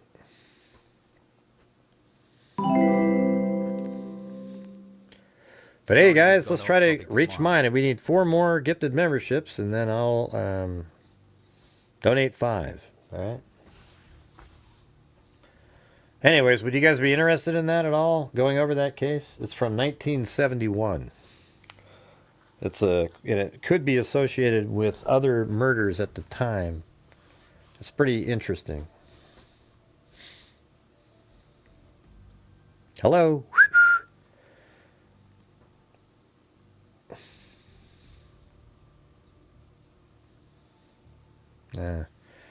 That's usually when it's not very exciting. Yeah, sure, yeah, that'd be great. Yeah, that's fantastic. Yeah, that's great. So we can get another 96 people watching. That'll be awesome. Can't wait. I wish we had more interest in things.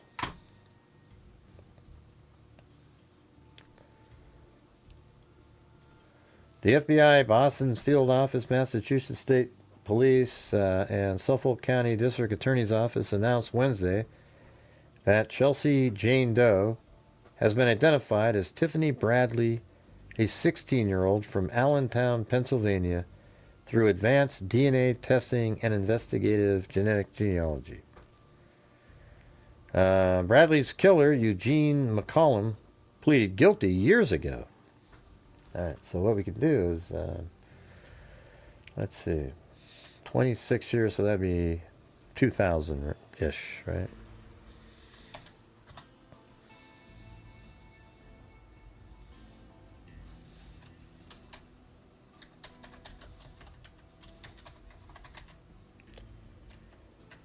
Okay, 1999 to 2005, Pennsylvania.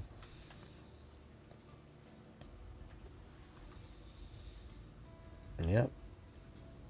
And let's see, does it have? Okay, 1999, 2000. No. 2001. Okay, let me put the... But hey, guys, any chance we can reach my challenge?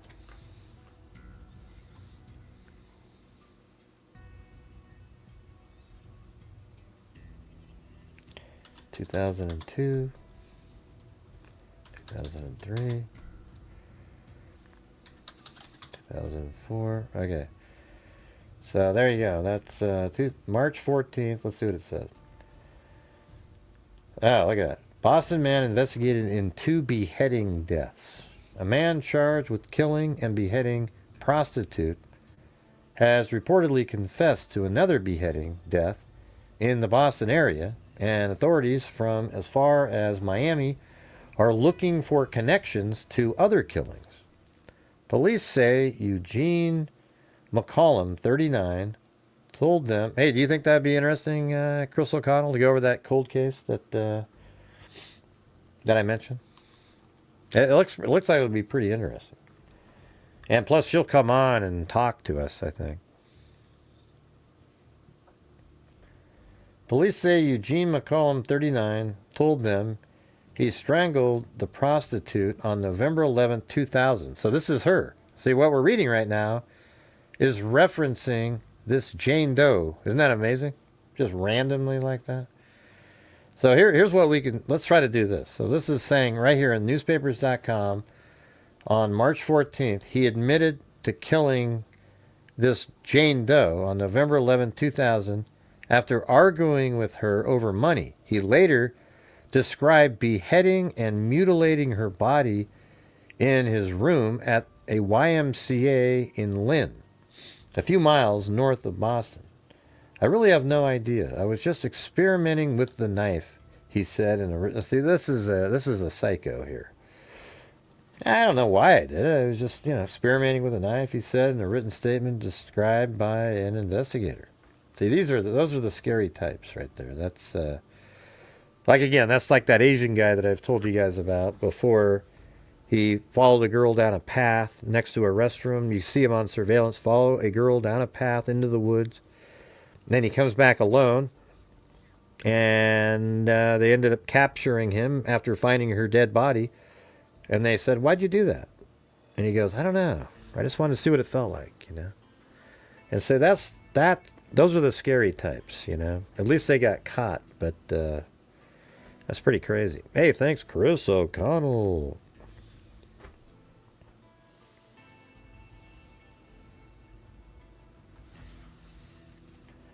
But anyways, we found, this is it right here. I really have no idea. I just experimenting with the knife. Jesus. All right, so is there ever again? Let me see if his name shows up again. I bet it doesn't. One more time in 2005. Man admits he killed. Okay, now this is even later, so let's read this. A confessed murderer said. Here, I gotta put this in here.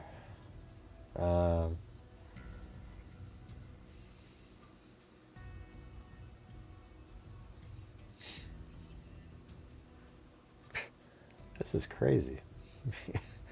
I didn't realize it was gonna be like this. Let me get this one and put it over there too.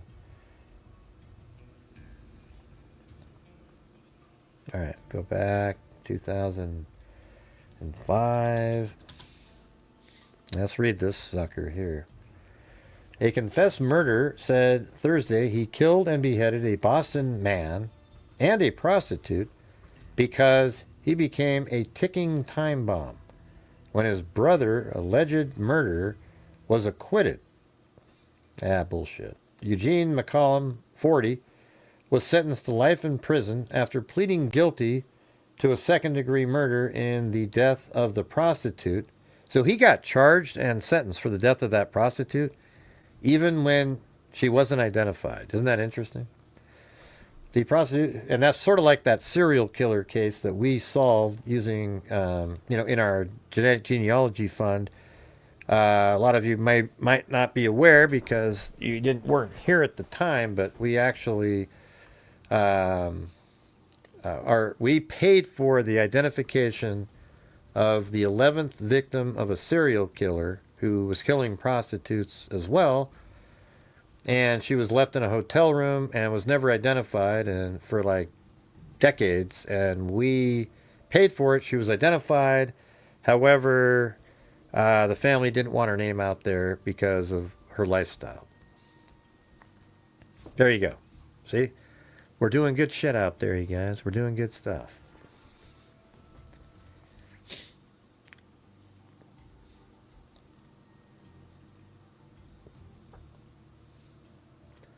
But we still need 3 more gifted memberships up there, you guys. 3 more. The life sentence will follow the 10 to 12 year sentence McCollum already is serving after pleading guilty. So he's taking a life sentence for that. Her head and hands. Oh yeah, listen to this. He was discovered in Okay, hold on. The second-degree murder in the death of a prostitute whose headless body was discovered in November of 2000 behind a home for disabled veterans. Her head and hands were found more than 3 years later on a nearby beach. And the reason they were found is because he told investigators where he put them. The life sentence will follow the 10 to 12 year sentence McCollum already is serving after pleading guilty February 9th to manslaughter in the 2001 decapitation. But now that one should be immediately upgraded, but you can't do that. McCollum will be eligible for parole in about 22 years.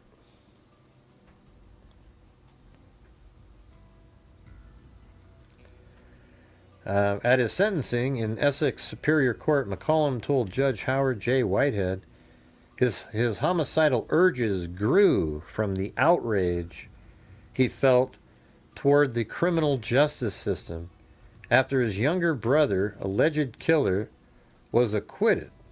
Patrick McCollum, 27, was stabbed to death at a Revere nightclub in 1996.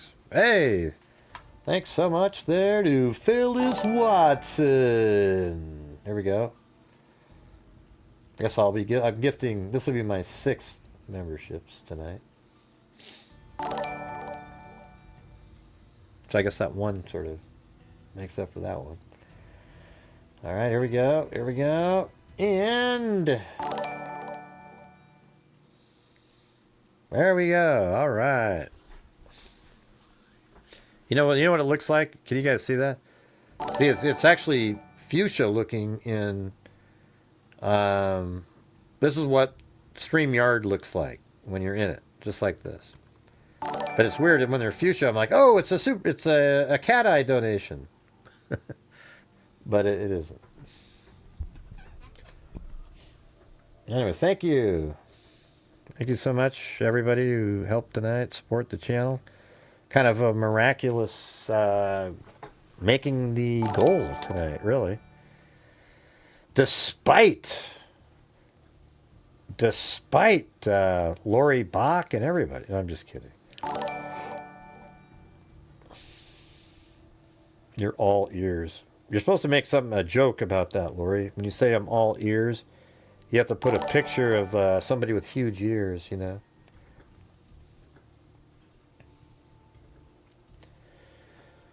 All right, let's see. You did have optimism. It was miraculous. You know, I don't think we would have made it though. Like if Phyllis Watson didn't show up, we wouldn't have made it because you matched 2 of her pretty big ones. You know, 5 memberships. So that was pretty good. And thanks for doing that. Chris O'Connell. And then, you know, of course, Wild Bill Wassman's always out there. Let's see. So, at his sentencing, Essex Superior Court McCollum told Judge Howard Whitehead his homicidal urges grew from the outrage. This is bullshit, though, right? It grew from the outrage he felt towards the criminal justice system after his younger brother, alleged killer, was acquitted. Well, that's crap. So, the outrage from that made you go out and behead people? Bullshit. That means what you are is a psychopath. You know, literally like a serial killer that is making an excuse. You know, it had nothing to do with that. You had these urges, and you unleashed them, perhaps, after that. They let a guilty man walk free, McCollum said, and I became a ticking time bomb. I was engulfed in bitterness, hatred of our judicial system. But what does that have to do with people? I killed 2 people out of all the anger and bitterness. I bet you killed way more than 2 people. Later, as he was being led out of the court, he shouted, no justice, no peace. What the hell? He's doing that shit? No justice, no peace. Man, he was ahead of his time, wasn't he? Mr. McCollum's life took a severe turn for the worse when his brother was murdered, said his lawyer, Lawrence McGuire. He is regretful and remorseful for what he has done. More than 4 years after her grisly slaying, the identity of the prostitute he killed remains a mystery. McCollum referred to her in court Thursday as Lisa from Philadelphia.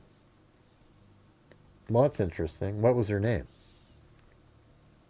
Oh, her name is Tiffany Bradley. So that's her right there. Looks like she's, I can't tell, like maybe partially, like half black maybe, or I can't tell, but it says Tiffany was trafficked across state lines, decapitated, dismembered, and dumped in the back of a parking lot on Crest Avenue in Chelsea, Massachusetts. Even though her killer is behind bars, investigators have worked tirelessly to determine who she was, where she came from, and who might still be searching for her. By combining traditional investigative work with advanced DNA analysis and genealogical research, we were able to provide Tiffany's family with some much-needed closure, which doesn't exist. Tiffany, I always lose whenever they say closure. I kind of have I think less of them a little bit, not a lot, but just a little less. Tiffany's cousin Shakira Wiggins said today, "It is totally amazing that after 26 years, people cared enough to give her name and return her to our family." And that's what we do, you guys. See, that's what I try to, I would hate it if we got to the point where we don't have the support anymore. I mean, it's really difficult these days, and we weren't able to keep funding our DNA fund, at least, maybe our scholarship fund, but the DNA fund is so amazing because you're giving somebody their name back. You know? There's these people, their bodies were found and discarded. They were discarded and found, and nobody knows who the hell they are. You know? And so, I don't know. If I was, you know what I would do if I was the president of the United States? I would try to get like $10 billion allocated for identifying the rape kits, and then I'd also do another $10 billion for identifying Jane and John Does, and make it like that's what we're doing here. Okay, we are going to identify people, because there are thousands and thousands of unidentified bodies of people out there, and their families have no idea where they are. And I think, I think it's a noble cause, And so, I don't know, that's why sometimes I just get so, like, God, man. People go, God, Graham, why can't you just... And I don't know, man. I just want to keep going. I mean, we've given $297,000. Maybe someday I won't be able to do it because it's just, people don't want to do it. I would love it if I had way more people watching, though, because then I wouldn't have to care, But YouTube does not promote my channel. They promote sensationalistic crap over and over again.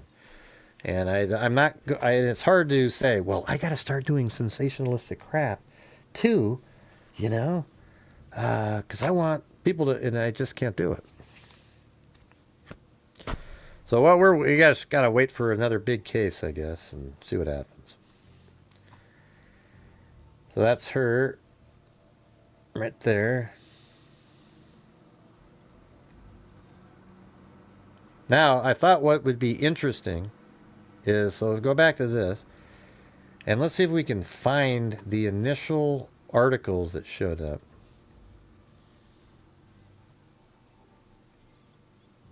So it says a life sentence, and it says the 2000 decapitation killing. I think it's on the other article has it. That one? 2004. Yeah, all the backlog kits, exactly. Boston man scrutinized and beheading murders.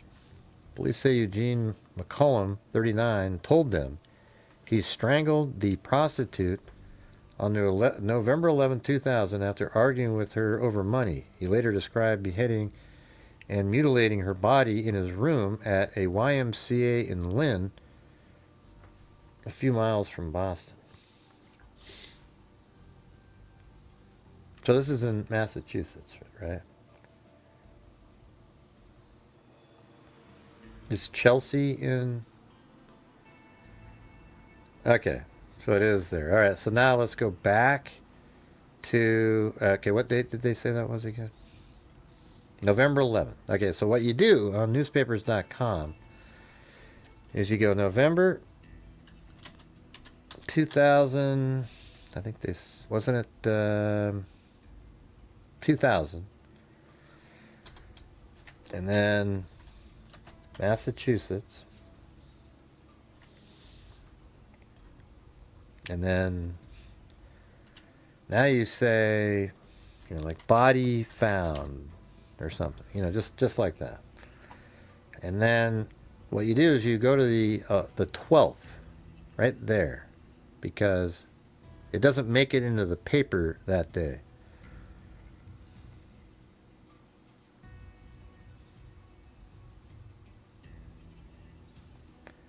And sometimes you have to get really specific in here, like maybe woman's body found, and then put quotes on both sides, so it has to say that. Is it going to show up? Okay, there was nothing on that date, so how about November, show results. Okay, so there's some on the 15th, which kind of makes sense. Let's see. There you go. So that's her. Look at that. See that? It worked. Authorities yesterday continue investigating the apparent homicide of a woman found Monday afternoon near the Chelsea Soldier home. The woman has still not been identified, and the officials are awaiting the results of an autopsy and several tests. Chelsea police said the woman's body was found by groundskeeper Robert Spinelli at about 12:30 p.m. She had been wrapped in a bedsheet and dumped in a wooded area just off a parking lot. So is that an actual place? Let me see.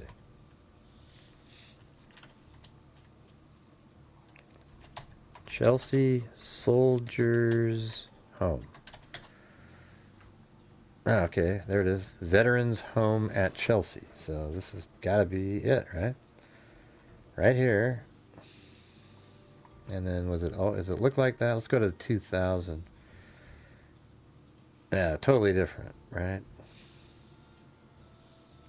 1995. Yeah, I mean, this whole, whatever that is, solar panels or whatever the hell that is, that wasn't there. So if you go back to 2001, that's what it looked like. And there's wooded area right there. Oh, and it's like a bank, a cliff. Interesting. So let's look at that again. Chelsea police said the woman's body was found by groundskeeper Robert Spinelli at 12:30 p.m. She had been wrapped in a bedsheet and dumped in a wooded area just off a parking lot. Well, let's see. Well, there's a parking lot right there, and is that the wooded area?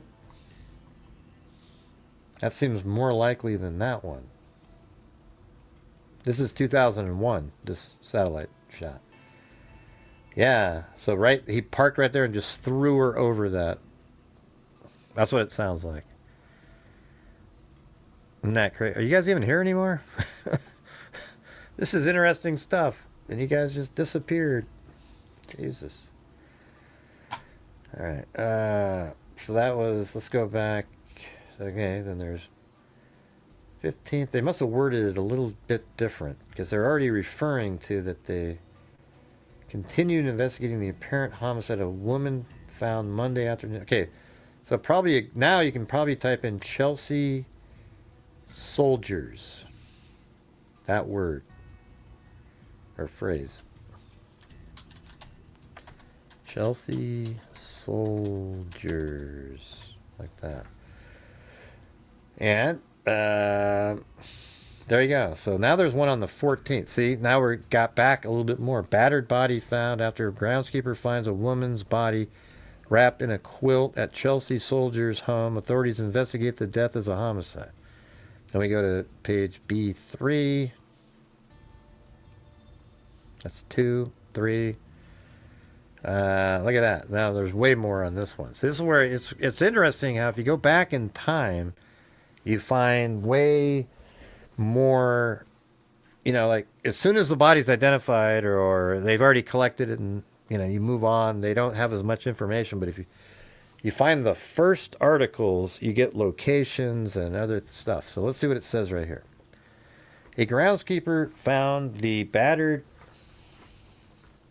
What the hell's going on? A groundskeeper found the battered body of a woman wrapped in a bedspread at Chelsea Soldier Home yesterday, and her death is being investigated as a homicide. Robert Spinelli said he saw what appeared to be a discarded black and white quilt soaked with red paint, and he was picking up trash on the ground of the hospital and retirement complex. Let me put this over here. Yeah. I was going to put it in the back of my truck. It appeared to be covered in red paint, or maybe blood, but I said, nah, couldn't be, Spinelli told WHDH-TV Channel 7. When I pulled the blanket up further, I saw what appeared to be a human skull. Well, I guess it wasn't because her head was missing, he said. I dropped the blanket. I thought I was seeing things. That's when I went to my supervisor. Spinelli said he discovered the body at about 12:30 p.m. John Cornetta, chief of security for the Soldiers' Home, said it appeared that the body was dumped sometime Sunday night or early morning because a security patrol had passed the same spot at 7:30 p.m. Sunday and reported nothing unusual. Well, maybe they just didn't see it in the woods. Cornetta said the body had been tied up. Authorities described the body as that of a young black woman. We'll be working late into the night, said Assistant Suffolk District Attorney David E. Meyer, Chief of Homicide Unit. The body was found in a wooded area in back of a small parking lot between a dormitory and the chapel. Well, quilt, blanket, whatever. I mean, I would call one, I would say the same thing. I don't really know what they're called. Meyer and State Police Detective Lieutenant Joseph, he's not the killer though, so it doesn't, he's just, that's how they describe it. Meyer and State Police Detective Lieutenant Joseph Flaherty confirmed that investigators have confiscated and viewed the videotape from a surveillance camera pointing at the parking lot from about 50 yards away. We have been able to look at the tape, but it is too soon to comment on what's on it. Flaherty said investigators were also canvassing the facility and the surrounding area for potential witnesses and have been checking missing persons reports. Chelsea Police Captain Don Robatelli said the body did not match the description of anyone reported missing to his department. All right, let's see. Was there anyone before that? No. That's it. So that was the original. Wait, is that one right there? No, that just happens to be the exact same date that he was found, but no.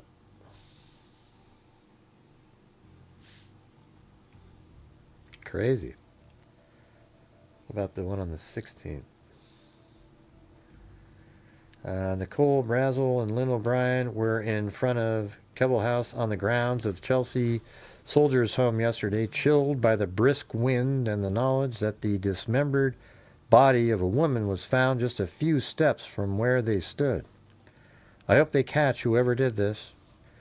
Brazel and O'Brien attend a school for licensed practical nurses that is housed on the first floor of the Keble House on Crest Avenue. Groundskeeper for the Soldiers' Home, a residential and hospital complex for older veterinarians, or veterans, not veterinarians. The body was wrapped in a blood-stained blanket. The head, hands, and other identifying marks had been cut off and were missing. So I guess he couldn't have seen a skull, right, Phyllis?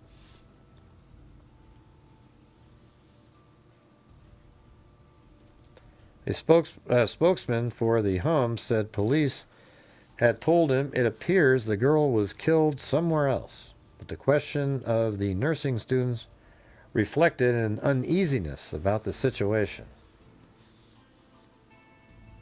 She was described as dark-skinned between her late teens and early 20s, 5'2" to 5'5", and 115 to 130 pounds. Okay, so we know her name is Tiffany Bradley. I wonder if she was ever even in, like, hold on. We go to, like, Charlie Project. Yeah, Charlie Project. Was she ever in here?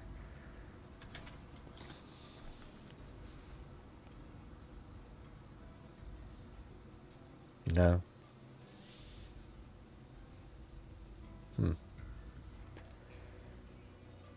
Alright, so let's do that again. Tiffany Bradley Cold Case.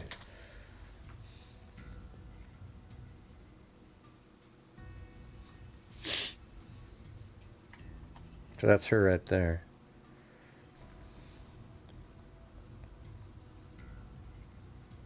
I wonder if his victims were black and maybe the person who was accused of shooting his brother was black. I don't know. I'm just throwing it out there. What did he say? Let me go look at that. What would he say? He said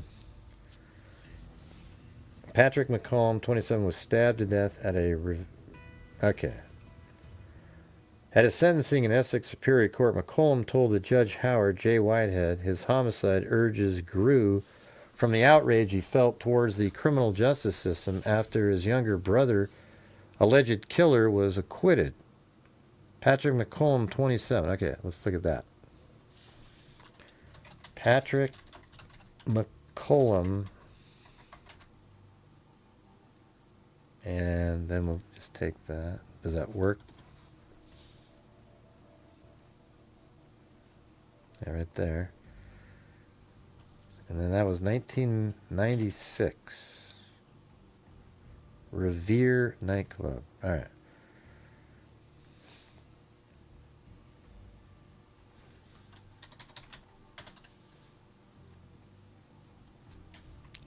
Revere nightclub. Patrick McCollum. 1996. I think it's in Massachusetts. Come on. Oh, wow, look at that. Boom. It's right there. Isn't that crazy? Winthrop man, 27, stabbed to death at Revere nightclub. Police investigating the fatal stabbing of a Winthrop man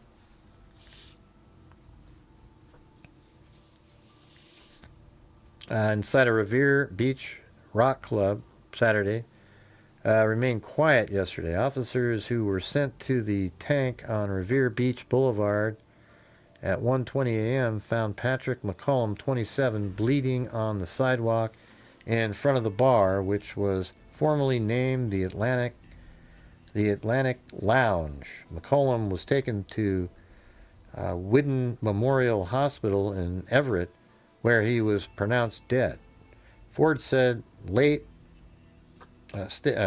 Ford said state and local police were questioning witnesses about the incident. Family members said McCollum had never been in trouble and had gone to the club to see friends in a band. Right, so this was May 13th. So I would think that if we can find, like, June. There we go. Okay, Revere bar fight leads to murder. A local man was arraigned for murder yesterday, stemming from a knife fight at Revere Beach. Derek Janetti was taken into custody by Revere and state police shortly after 4 p.m. According to police, Derek Janetti. Now, hold on. I kind of like the stream of consciousness stuff like this, you know, just kind of going around and, you know, whatever you're thinking about, have the ability to go do it. All right, so his name is Derek Janetti. Derrek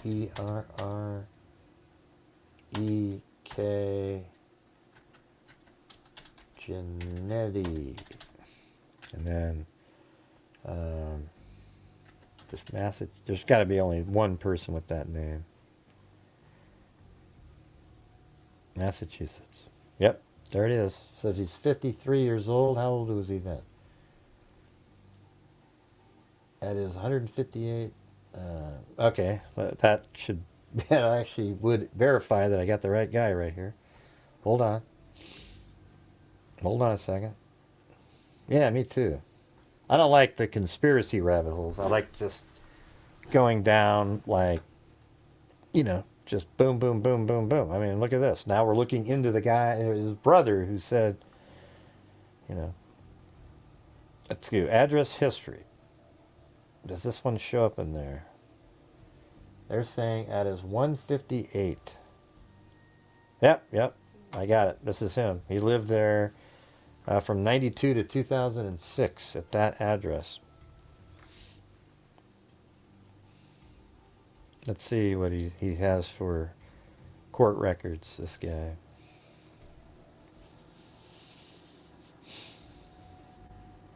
He's only got one. That's probably just going to be a traffic. No, it's a felony. Breaking and entering in 2002. That's not even related. Interesting. All right, let me just see if I can find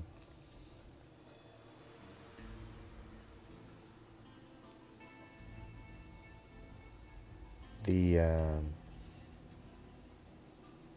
now he has no social media. That sucks. Yeah. Well, I guess that's not in there.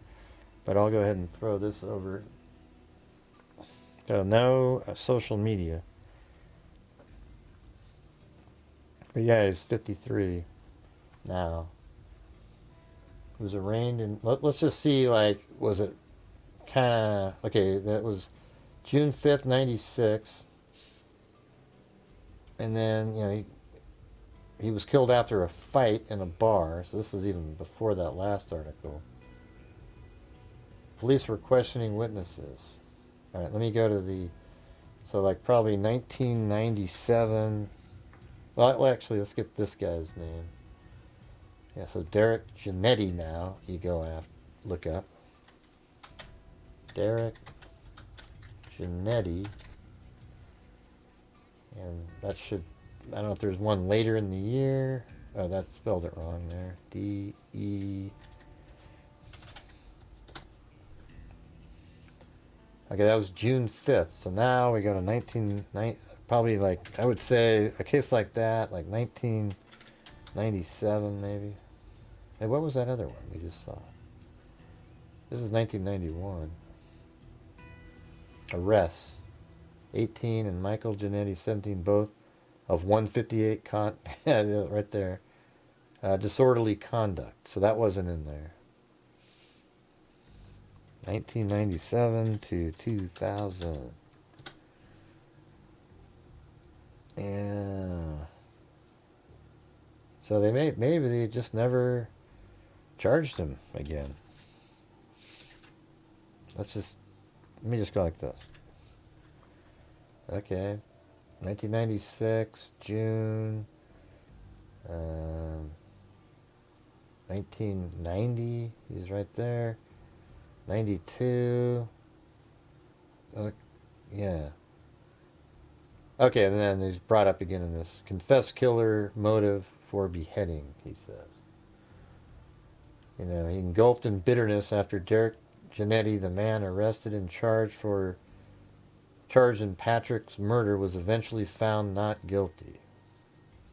When? I mean, when was he ever...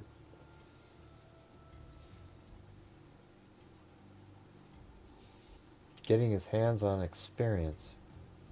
Now that must be him right there. I mean, that's 1989 in Massachusetts, and there really isn't, I mean, that's the only guy, you know, that's got to be him right there. Has to be. Because, I mean, there's only one person with that name and been verified that even lives in that place. So that's sort of interesting. That was before the incident. Wait, yeah, so it was 1996. I don't know. I don't know where the result is.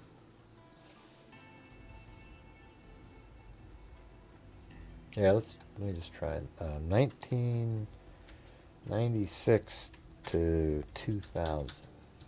Oop, I didn't do that right. 1996 to 2000.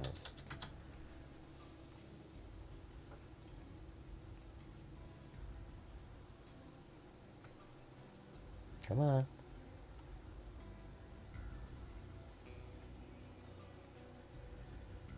No, they just talk about when he was brought into custody.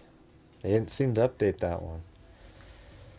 Weird. Yeah, so, you know, he's claiming that. I don't believe that at all. Let's see if we can see what he looks like, though. This guy.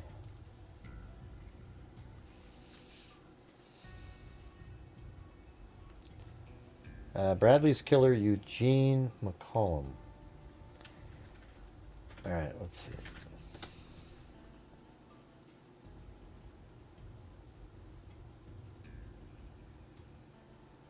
That's him right there, huh? Jeez. Kind of looks like that other guy, actually. You know, the guy that... Family members of the victim hug the authorities, who have now finally been able to answer a mystery that's been haunting them for decades. I want to thank all of you from the bottom of my heart. Not letting my baby be a box on a shelf. In November of 2000, 17-year-old Tiffany Bradley disappeared from her family's home in Hazleton, Pennsylvania. A few days later, she was brought to Boston, where she ended up working as a prostitute. Her last conversation with her favorite cousin was cut short with her voice trembling, saying, "I'll call you later." A man named Eugene McCollum had picked her up, strangled her, and left part of her remains outside the soldiers' home in Chelsea. Wait, hold on. So they've got like a...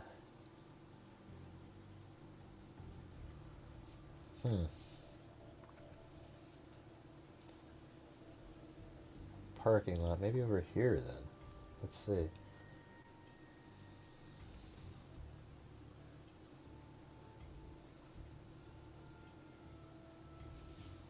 I see a fence in the background.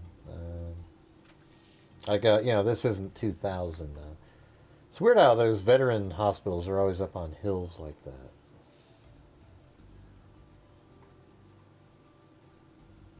Guys, it's just right there. Just some simple, maybe just right over that. Right over that. Anyways, it's hard to say. And her head on the beach in Nahant. But McCollum never knew his victim's name, and neither did the detectives until earlier this year. Over the past 2 years, the FBI cold case team delivered a genealogical profile from Tiffany's DNA. This spring, that profile led the FBI to James Bradley, and DNA testing revealed that James was the biological brother of young Tiffany Bradley. Back in Pennsylvania, Tiffany's family had been waiting for 26 years. Wow, her niece said learning what happened to her is... How did somebody not look at that sketch and go, wow, that looks like our... Tiffany's family had been waiting for 26 years. Her niece said learning what happened to her is bittersweet. Honestly, it felt like her birthday. Today kind of feels like her birthday, you know, because we're celebrating her. Eugene McCollum remains in prison. He is serving a sentence not only for Tiffany's murder, but another murder as well. Tiffany's niece said today that they are praying for Eugene McCollum. In her words, they say they hope he is freed from his demons. Live in Boston, David Bieniek, WCVB News Center 5. From his demons. He's not freed from his demons. That's him. Had nothing to do with his brother. There was no demons. He just is a demon. You know, like you can't free a demon from a demon. You are a demon. You know what I'm saying? All right. Well, anyways, I think that's going to do it, you guys. Hope you guys found the show mildly interesting, at least. Went over a whole bunch of different things. Tomorrow I'll probably try to go figure out these other spots in this one and try to get that. But if you guys, I'd like to start doing that other case, though, that we were just talking about. Sadie Theone Davis. It was weird, too, because look, this folder right here, not that one, this one right here is, so look at that, February 19th, 2022, I had some of these. So these are all these newspaper articles in order here, and PDF files. There could be overlap, because I used to save PDFs, but then I just started doing the URL, because it's a lot easier. And then, what is this one? Oh yeah, this is a case that was happening right around the same time of Dorothy Truxa and Margaret Miller, sisters, who were killed right around the same time frame. And so we've got that. But anyways, thank you out there to, we had Wild Bill Wassman, Karen 777, K-Me, Wild Bill Wassman, Karen was a big supporter, help tonight too. Karen again, and then we had Michelle H, then Wild Bill Wassman, Michelle H, then Karen 777 again, then Wild Bill Wassman, Karen 77, Wild Bill Wassman, Jim Lawn, and then Karen 77, who did manage to get a challenge in there. And then Wild Bill Wassman again. So it was really just like Karen and Wild Bill Wassman back and forth over and over. I appreciate it. And then Chris O'Connell gifted 5. And then Wild Bill Wassman again. And then Chris O'Connell gifted 1 because she was matching people. And then Phyllis Watson did a $20 super chat. And then Chris O'Connell matched the $20. And then Phyllis Watson did 5. And Haley did 10. So then Chris O'Connell matched Phyllis Watson and then also Haley. Then I gifted 1 membership for Haley because I didn't know that Chris O'Connell was going to match that one as well. And then we had Chris O'Connell gift 1, Chris O'Connell gift 1, and then Phyllis Watson gift 1, and then Lori Bach shake my head, and then Chris O'Connell, and then Phyllis Watson gifted 5 for my challenge, and then I gifted 5 right at the end.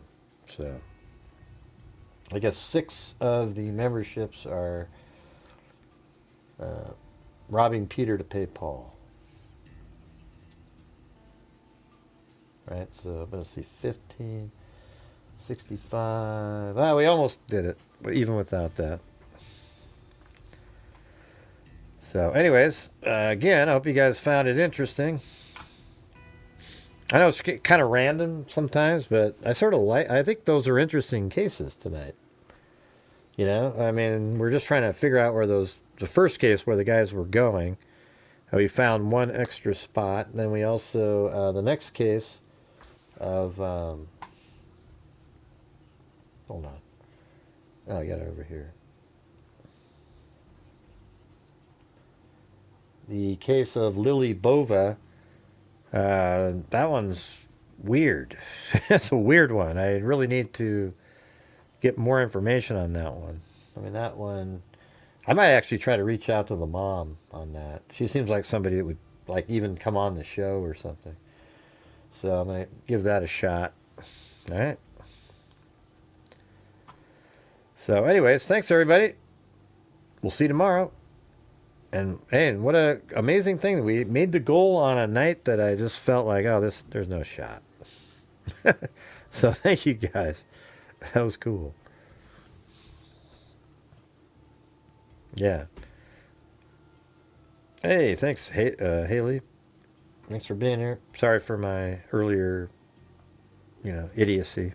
I don't know what it is. Sometimes I get in here. I'm just trying to, and I feel like people, like just, out of nowhere, sort of challenging me on stuff that I don't even. People aren't even doing that. They're just They're just saying, "Hey, do the other ones have that? Do the other, And it's just. It's my perception that's whacked out sometimes. I know it's like that sometimes too. On what people are saying. I think on cases I know what the hell I'm doing, but like when sometimes I'm doing stuff that I look over and I see a comment and I don't know what the hell it even means, or who you're referring to, or So there you go. So when I do that, sorry about that, but don't take it personally. Nobody cares the next day. Nobody gives a damn. Right? All right. Well, thanks for being here, everybody. We'll see you tomorrow. And who the heck knows what tomorrow will bring. Thank you very much for watching. And as I always say, until next time, be safe out there.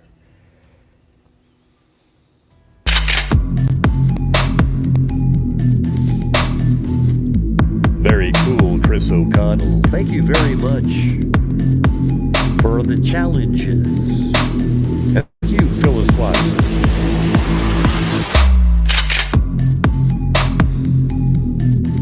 That's right. Trolls make us bitter.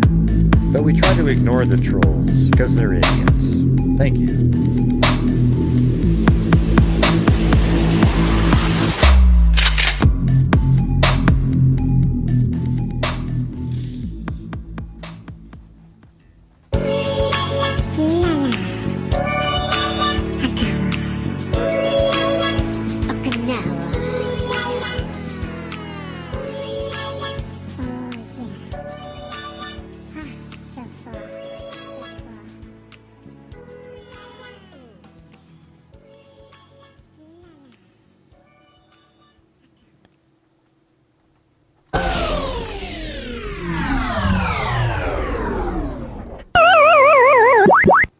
Evil can never be dead enough.